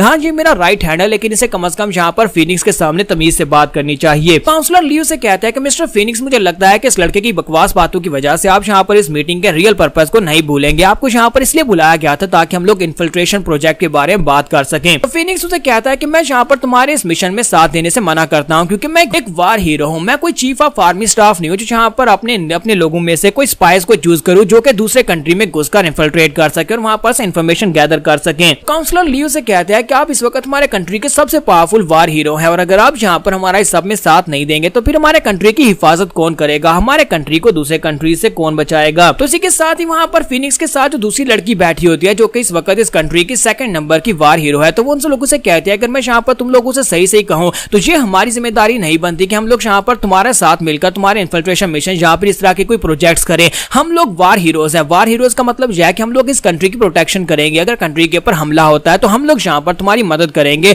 दुश्मनों को मारने में, लेकिन हम लोग कभी भी यहाँ पर ये नहीं चाहेंगे कि तुम लोग अपने स्पाइस को या फिर हम यहाँ पर स्पाइस को रिक्रूट करके दे और तुम्हें यहाँ पर उन लोगों को दूसरे कंट्रीज में भिजवा दो। तो काउंसलर लियो लोगों से कहता है तो फिर यहाँ पर ये डिसाइड हुआ कि आप लोग हमारी मदद नहीं करेंगे, तो फिर ठीक है तुम लोग यहाँ पर से जा सकते हो। के साथ ही फिनिक्स जो था वो नंबर 2 से कहता है कि चलो बड़ी यहाँ पर से चलते हैं और वो दोनों वहां पर चले जाते हैं। उन दोनों के वहां पर चले जाने के बाद काउंसलर ली जो होते हैं वो अपने बंदे से कहता है कि बस करो अब यहाँ पर नौटंकी बंद करो, मैंने इतने भी जोर से नहीं मारा था। तो वो अपना मुंह उठाता और कहता है कि आपकी पावर दिन ब दिन बढ़ती जा रही है और मुझे यहाँ पर काफी ज्यादा दर्द हुआ है। काउंसलर ली कहते हैं मुझे लगता है कि यहाँ पर वार हीरोज हैं वो हमारा साथ नहीं देने वाले, तो उसकी लेफ्ट हैंड उसे कहते हैं तो फिर मुझे लगता है कि मुझे प्लान बी को एक्टिवेट करना पड़ेगा। तो काउंसलर ली कहते हैं हाँ मुझे भी लगता है कि प्लान बी के साथ ही चलना पड़ेगा। उम्मीद करता हूँ कि फिनिक्स बाद में यहाँ पर पछताएगा नहीं। पर हमारी एपिसोड 09 का एंड हो जाता है। काउंसलर ली शायद यहाँ पर अपनी कोई खिचड़ी पकाने की कोशिश कर रहा है। दूसरी तरफ मून बियोंग हमारे रो का टीचर बन गया है, तो वो उसके साथ क्या बिहेव करेगा ये हम लोग नेक्स्ट एपिसोड में देख पाएंगे। तो एपिसोड की एक्सप्लेनेशन अच्छी लगी हो तो कमेंट करके जरूर बताइएगा और वीडियो को लाइक करना मत भूलिएगा। Thank you. तो गाइस कैसे हैं आप सब लोग, बैटल स्पिरिट के एपिसोड 10 के साथ हाजिर हो। तो लास्ट एपिसोड के एंड पे हमने देखा था कि फिनिक्स और बड जो होते हैं वो दोनों अपनी वहां पर मीटिंग खत्म करने के बाद बाहर निकलते हैं। तो फिनिक्स बाहर आकर खड़ा होता है, बडी उसके पास आती है और उसे कहती है प्लीज माफ करना तुम्हें डिस्टर्ब करने के लिए, लेकिन तुम्हें नहीं लगता कि यहाँ पर गवर्नमेंट ऑफिशियल्स का जो रवैया है वो काफी ज्यादा बदलता जा रहा है। ये सभी लोग जो है ये हमेशा से यहाँ पर ऐसे ही थे, लेकिन ये आप जहाँ पर कुछ ज्यादा ही रिएक्शन दे रहे हैं। स्पेशली ये काउंसलर ली जो है ये दूसरे कंट्रीज में अपने स्पाइस को भेजना चाहता है और हमें यहाँ पर यूज करना चाहता है। फिनिक्स उसे कहता है कि मुझे लगता है कि अभी भी यहाँ पर काफी सारे ऑफिशियल से काफी ज्यादा बेहतर है, क्योंकि जिन लोगों के पास ज्यादा पावर आ जाती है वो लोग कुछ ज्यादा लालची हो जाते हैं और मुझे लगता है कि ऑफिशियल ली के साथ भी यहाँ पर ऐसा ही कुछ चल रहा है। मुझे लगता है कि काउंसलर ली जो है ये काफी ज्यादा लालची इंसान है और इसके साथ उसके राइट और लेफ्ट एनमी जो है वो दोनों उसके साथ मिलकर काम कर रहे हैं और ये लोग यहाँ पर लोगों के बारे में नहीं सोच रहे, लोगों की भलाई का कुछ भी नहीं पड़ा, सिर्फ और सिर्फ अपने बारे में सोच रहे हैं। इसके साथ ही फिनिक्स वहां पर कहता है कि मैं तो यहाँ पर कब से तुम्हारा वेट कर रहा था, शुक्र है कि तुम वापस आ गए हो। तो बड़ी कहती है कि तुम यहाँ पर किससे बात कर रहे हो। तो इसी के साथ ही वहां पर उसका छोटा जाओ जूजी जो होता है उसके सामने अपीयर होता है, तो वो उसे अपनी उंगली के ऊपर बिठा लेता है और उससे वहां पर सारी की सारी इन्फॉर्मेशन लेता है कि वहां पर क्या हुआ। और दूसरी तरफ का सीन दिखाते हैं कि हमारा रोग जो होता है वो हैरान होकर उसे कहता है कि क्या तुम वाकई में यहाँ पर मेरे टीचर बनने वाले और हम लोग कहाँ पर आ गए हैं। वो उसे अपने साथ लेकर एक टूटे से वेयर हाउस में लेकर आता है जहाँ जिसका तो दरवाजा भी टूट चुका होता है, उसे अपने साथ लेकर अंदर आता है। तो हमारा रोग उसे कहता है कि हम लोग इस जगह के ऊपर क्यों आए हैं, ये टूटी फूटी जगह के ऊपर हमारा क्या काम है। तो इसी के साथ ही मून उसे कहता है कि मैं यहाँ पर तुम्हें इसलिए लेकर आया हूँ ताकि तुम अपने बाकी के ग्रुप मेंबर से मिल सको। तो वो कहता है क्या हमारे ग्रुप में और भी लोग होने वाले हैं। तो इसी के साथ ही सामने वहां पर जाई बैंक खड़ा होता है। तो जाई बैंक के उसके साथ साथ वहां पर वो छोटी लड़की जाओ बाओ होती है। तो जाओ बाओ वहां पर अपना सर झुकाती है और उसे कहती है कि मेरा नाम जाओ बाओ है, तो मुझे यहाँ पर तुम लोगों से मिलकर बहुत ज्यादा खुशी हुई। तुम्हारा रेड कहता है, सॉरी रेड नहीं रोग कहता है क्या वाकई में यहाँ पर ये भी तुम्हारे स्टूडेंट्स हैं। जबकि जाई बैंक जो होता है उसकी तरफ देखने के बाद महसूस कर रहा था कि मुझे लगता है कि यही वो लड़का है जिसने उस वक्त उस डेडली स्पिरिट को रिलीज किया था जिसके अंदर से बहुत ही खतरनाक स्मेल आ रही थी। तो वो कहता है कि लड़के तुम्हारी वार स्पिरिट, जैसी वो इतनी बात करने लगता है मून कहता है कि प्लीज माफ करना, तुम लोग अपने बारे में एक दूसरे से बाद में डिस्कशन कर लेना। अब जबकि मैं यहाँ पर तुम्हारा मास्टर हूँ तो मैं यहाँ पर तुम लोगों को तुम्हारा पहला मिशन देने वाला हूँ। मेरे पास यहाँ पर तुम बेकार बच्चों के साथ स्पेंड करने के लिए ज्यादा टाइम नहीं है, इसी वजह से मैं यहाँ पर तुम लोगों को तुम्हारी असाइनमेंट्स दे देता हूँ, इसलिए अपने मुंह बंद करो, बकवास बंद करके चुपचाप यहाँ पर खड़े रहो, मेरी बात को ध्यान से सुनो। इसी के साथ ही वो कहता है कि मेरा एक ही रूल है, अब जबकि मैं तुम्हारा मास्टर हूँ तो मुझे यहाँ पर रिस्पेक्ट चाहिए। मैं चाहता हूँ कि जो मैं कहूँ वो करो, जैसा मैं कहूँ वैसा करो। अगर तुम में से किसी ने यहाँ पर मेरे खिलाफ जाने की कोशिश की तो क्योंकि मैं यहाँ पर तुम्हारा इंस्ट्रक्टर हूँ, अगले 3 साल के लिए तुम मेरे नीचे ही काम करने वाले और मैं यहाँ पर तुम्हें सिखाने वाला हूँ, तो मैं तुम्हें किसी वक्त भी स्कूल से बाहर फेंक सकता हूँ और कोई भी यहाँ पर तुम्हें दोबारा स्कूल के अंदर नहीं आने देगा। अगर मैं यहाँ पर कहूँ कि मैं तुम्हें निकाल रहा हूँ तो वो तुम्हें निकाल देंगे, इसलिए चुपचाप मेरे ऑर्डर्स को फॉलो करते रहना। के साथ रोक चलाकर उसे कहता है लेकिन तुमने मुझे जान से मारने की कोशिश की थी, तुम यहाँ पर कैसे टीचर हो। तो इसी के साथ वो सर के ऊपर पैट करता है और उसे कहता है कि लिटिल बॉय तुम कुछ ज्यादा ही क्यूट हो, मैं वैसे भी तुम्हें मारना नहीं चाहता था, मैं तो बस यहाँ पर देख रहा था कि तुम्हारी बैटल स्पिरिट कितनी स्ट्रॉन्ग है। तो ज़ाई वैंग उसे कहता है कि यहाँ पर मुझे समझ नहीं आ रही कि तुम्हें यहाँ पर हमारा टीचर क्यों बनाया गया है, जबकि मुझे लोकी कॉलेज के बारे में अच्छी तरह से पता है कि यहाँ पर हमें खुद से ही सीखना पड़ता है, कोई टीचर यहाँ पर किसी को कुछ भी नहीं सिखाता, फिर तुम्हें यहाँ पर हमारा इंस्ट्रक्टर क्यों बनाया गया। तो मून बॉयोंग उसे कहता है कि हाँ ये बात तो है, मुझे भी इस बारे में नहीं पता कि मुझे तुम्हारा टीचर क्यों बनाया गया है, लेकिन तुम तीनों को यहाँ पर मेरे अंडर ही काम करना पड़ेगा। और इसी के साथ ही वहां पर दूसरी तरफ का सीन दिखाते हैं जहां पर फिनिक्स को उसका जाओ जूजी सारी की सारी बात बता देता है। तो वो कहता है जी तो बहुत ही अच्छी न्यूज है कि हमारे रोग को एडमिशन मिल गया। तो वो कहती है बडी उसे कहती है क्या हुआ मुझे भी तो बताओ। तो वो कहता है कि यहाँ पर ज्यादा कुछ खास नहीं, बस मुझे लगता है कि यहाँ पर हमें लोकी कॉलेज में जाना पड़ेगा क्योंकि वहां पर हमारे रोग को एडमिशन तो मिल गया है लेकिन वहां पर कुछ थोड़ा सा मसला है। अब जबकि मैंने वहां पर रोग को भेजा है तो वहां पर उसके आसपास जो भी मुश्किल होगी उस सबको मुझे ही हल करना पड़ेगा। तो चलो वहां पर चलते हैं, लोकी कॉलेज जाने का वक्त है। तो बडी उसे कहती है हाँ क्यों नहीं, चलो मैं भी तुम्हारे साथ चलती हूँ। और इसी के साथ ही नेक्स्ट सीन फिर से मैं रोकी कॉलेज का ही दिखाया जाता है जहां पर हमारा जो मून बॉयोंग होता है वो दोनों से कहता है कि अब यहाँ पर मैं तुम्हें तुम्हारी पहली असाइनमेंट देने वाला हूँ। तो हमारा रोक चिल्लाकर उसे कहता है क्या, अभी तो हमने यहाँ पर कुछ पढ़ा भी नहीं और ना ही अभी तक मैं यहाँ पर किसी क्लास में गया और ना ही यहाँ पर बाकी के डिसाइपल्स के साथ मेरा इंट्रोडक्शन हुआ है और तुम यहाँ पर हमें मिशन दे रहे हो। तो वो कहता है कि बेवकूफ कहीं तुम्हारा दिमाग तो नहीं खराब हो गया, तुम लोगी कॉलेज में हो, यहाँ पर ऐसा कुछ भी नहीं होता, यहाँ पर ना तो क्लासेस होती है ना ही यहाँ पर दूसरों के साथ कोई इंट्रोडक्शन होता है, इसी वजह से मैं तुम्हें कह रहा था कि तुम कुछ ज्यादा ही क्यूट हो। जबकि यहीं पर ज़ाई वैंग से कहता है कि मुझे ये क्यूट नहीं, मुझे ये बेवकूफ दिखाई देता है। तो हमारा रोग उन दोनों की बातें सुनकर काफी गुस्सा हो रहा है। तो इसी के साथ ही हमारा मून बॉयोंग से कहता है कि लोगी कॉलेज में इस तरह का कोई बोरिंग स्टाफ नहीं होता, यहाँ पर इस तरह का कोई सिस्टम नहीं है, यहाँ पर टीचर्स भी दूसरे तुम्हें कुछ भी नहीं सिखाते, तुम्हें यहाँ पर खुद ही सीखना पड़ता है। जैसे यहाँ पर वक्त की मार खाकर हम लोग सीखते हैं बिल्कुल वैसे ही यहाँ पर तुम्हें मार खा खाकर खुद ही सीखना पड़ता है। शुक्र करो कि तुम्हारे पास मेरे जैसा एक इंस्ट्रक्टर है और मैं यहाँ पर तुम्हें पहली असाइनमेंट देने वाला हूँ। तो फिर साथ ही वो उससे कहता है कि मैं यहाँ पर तुम्हें बताता हूँ कि तुम लोग यहाँ पर लोगी कॉलेज में हो, इसके 3 हिस्सों में डिवाइड किया गया है। लोगी कॉलेज के 3 मेन हिस्से होते हैं। तो हमारा रोग से कहता है कि मुझे तो इस बारे में कुछ पता ही नहीं है। तो वो से कहता है तो फिर ठीक है मैं तुम्हें यहाँ पर बताता हूँ। तो वो से कहता है कि एक सेफ्टी जोन है जिसके अंदर हम लोग रह रहे हैं, एक प्राइमरी जोन है और एक इंटरमीडिएट जोन है। तो यहाँ पर टोटल 3 जोन होते हैं। खासतौर पर प्राइमरी जोन और इंटरमीडिएट जोन के जो लोग हैं वो एक दूसरे के साथ इंटरेक्शन नहीं करते क्योंकि प्राइमरी जोन के लोग इंटरमीडिएट जोन के लोगों को हरा नहीं सकते, इसी वजह से वो कभी उनके साथ पंगा भी नहीं लेते। इस वक्त हम लोग जिस जगह के ऊपर है इसे सेफ जोन कहा जाता है। और इसी के साथ ही लिटिल ज़ाओबाओ से कहती है तो हमारे यंग मास्टर इस वक्त सेफ जोन के अंदर है, तो क्या हम लोग यहाँ पर बिल्कुल सेफ है। तो वो से कहते तो सभी लोग उसकी तरफ घूर कर देखते हैं और कहता है कि तो उसे कहता है कि छोटे बच्चे बिल्कुल खामोश रहो। फिर साथ ही मून बॉयोंग उनसे कहता है कि सेफ्टी जोन जिसको यहाँ पर वार हीरो जोन भी कहा जाता है, तुम लोग यहाँ पर इस वक्त वार हीरो जोन में हो। और साथ ही उनसे कहता है कि मैं यहाँ पर अब तुम्हें तुम्हारे पहले मिशन के बारे में बताता हूँ कि तुम्हें क्या करना है। तो उनसे कहता है कि ध्यान से सुनना। फिर वो उन्हें बताता है कि वार हीरो जोन के अंदर यहाँ पर 3 मेजर गैंग्स हैं और 4 छोटे ग्रुप्स हैं, यानी कि 3 बड़ी गैंग्स हैं और उसके साथ 4 छोटे छोटे गैंग ग्रुप्स हैं जो कि ग्रुप्स की तरह जो गैंग्स बनने की कोशिश कर रहे हैं। और जहां पर एक छोटा ग्रुप है जिसे 3A ग्रुप कहा जाता है। मैं चाहता हूं कि 2 हफ्ते के अंदर अंदर तुम यहाँ पर 3A ग्रुप को एलिमिनेट करो, तुम्हें यहाँ पर 3A ग्रुप को खत्म करना होगा। तुम्हारा रोग उसे कहता है कि अच्छा तुम्हें जाकर उनको इन्वेस्टिगेट करना, यानी उनके बारे में सारी इन्फॉर्मेशन ढूंढ कर लानी है, जो तो काफी आसान मिशन है। तो वो उसे कहता है नहीं बेवकूफ, यहाँ पर उनको एलिमिनेट करना है, तुम्हें 3A को कंप्लीटली वाइप आउट करना है, अगर चाहो तो उनके लीडर्स को जान से मार सकते हो, तुम्हारे पास सिर्फ और सिर्फ 2 हफ्ते का टाइम है। वो चिल्लाकर उसे कहता है ये कैसे पॉसिबल है, 2 हफ्ते में हम लोग यहाँ पर किसी ग्रुप के लीडर्स को कैसे मार सकते हैं, जबकि हमारा यहाँ पर इस कॉलेज में पहला दिन है। यहाँ पर अपनी बात खत्म करने के बाद वो रोग और उसके साथ ज़ाओबाओ दोनों को वहां से भेज देते हैं और साथ उसे मैप देता है उसके रूम का, और वो दोनों वहां पर से वापस की तरफ आ रहे होते हैं। तुम्हारा रोग कहता है कि मुझे लगता है कि हम लोग यहाँ पर 2 हफ्ते में किसी की दूसरे ग्रुप को यहाँ पर से वाइप आउट कर सकते हैं। तो ज़ाओबाओ से कहते हैं कि हाँ हम लोग तो यहाँ पर कोई वार हीरो भी नहीं है। साथ ही हमारा रोग कहता है कि वो दोनों वहां पर खुद से बात करने के लिए रुक गए और साथ ही इस छोटी बच्ची को मेरे साथ भेज दिया। आखिर वो किस तरह का बड़ा भाई है जो उसने यहाँ पर तुम्हें मेरे साथ भेज दिया है। तो ज़ाओबाओ से कहते हैं कोई बात नहीं कोई बात नहीं, बिग ब्रदर को वहां पर बात करने दो, हमारे यंग मास्टर जो है वो अकेले यहाँ पर काम कर लेते हैं और मैं अकेले यहाँ पर रह लेती हूँ। और साथ ही वो उसके हाथ में मैप होता है और उसे कहती है कि मैप के मुताबिक हमारा अपार्टमेंट जो है वहां पर साफ नहीं है। हमारा रोग उसे कहता है कि मुझे अपने यंग मास्टर ज़ाई के बारे में बताओ, क्या वो स्ट्रॉन्ग है। तो वो उसे कहती है कि यंग मास्टर बहुत स्ट्रॉन्ग है, बहुत ज्यादा स्ट्रॉन्ग है। तुम्हारा रोग कहता है अगर ऐसी बात है तो फिर मुझे भी यहाँ पर बहुत ज्यादा मेहनत करनी पड़ेगी ताकि मैं उससे भी ज्यादा स्ट्रॉन्ग बन सकूं। तो वो उसे कहती है हाँ क्यों नहीं, यंग मास्टर भी यहाँ पर स्ट्रॉन्ग बनना चाहते हैं, चलो सभी लोग मिलकर यहाँ पर स्ट्रॉन्ग बनने हैं। तो हमारा रोग कहता है हाँ क्यों नहीं, मिलकर स्ट्रॉन्ग स्ट्रांग बनेंगे।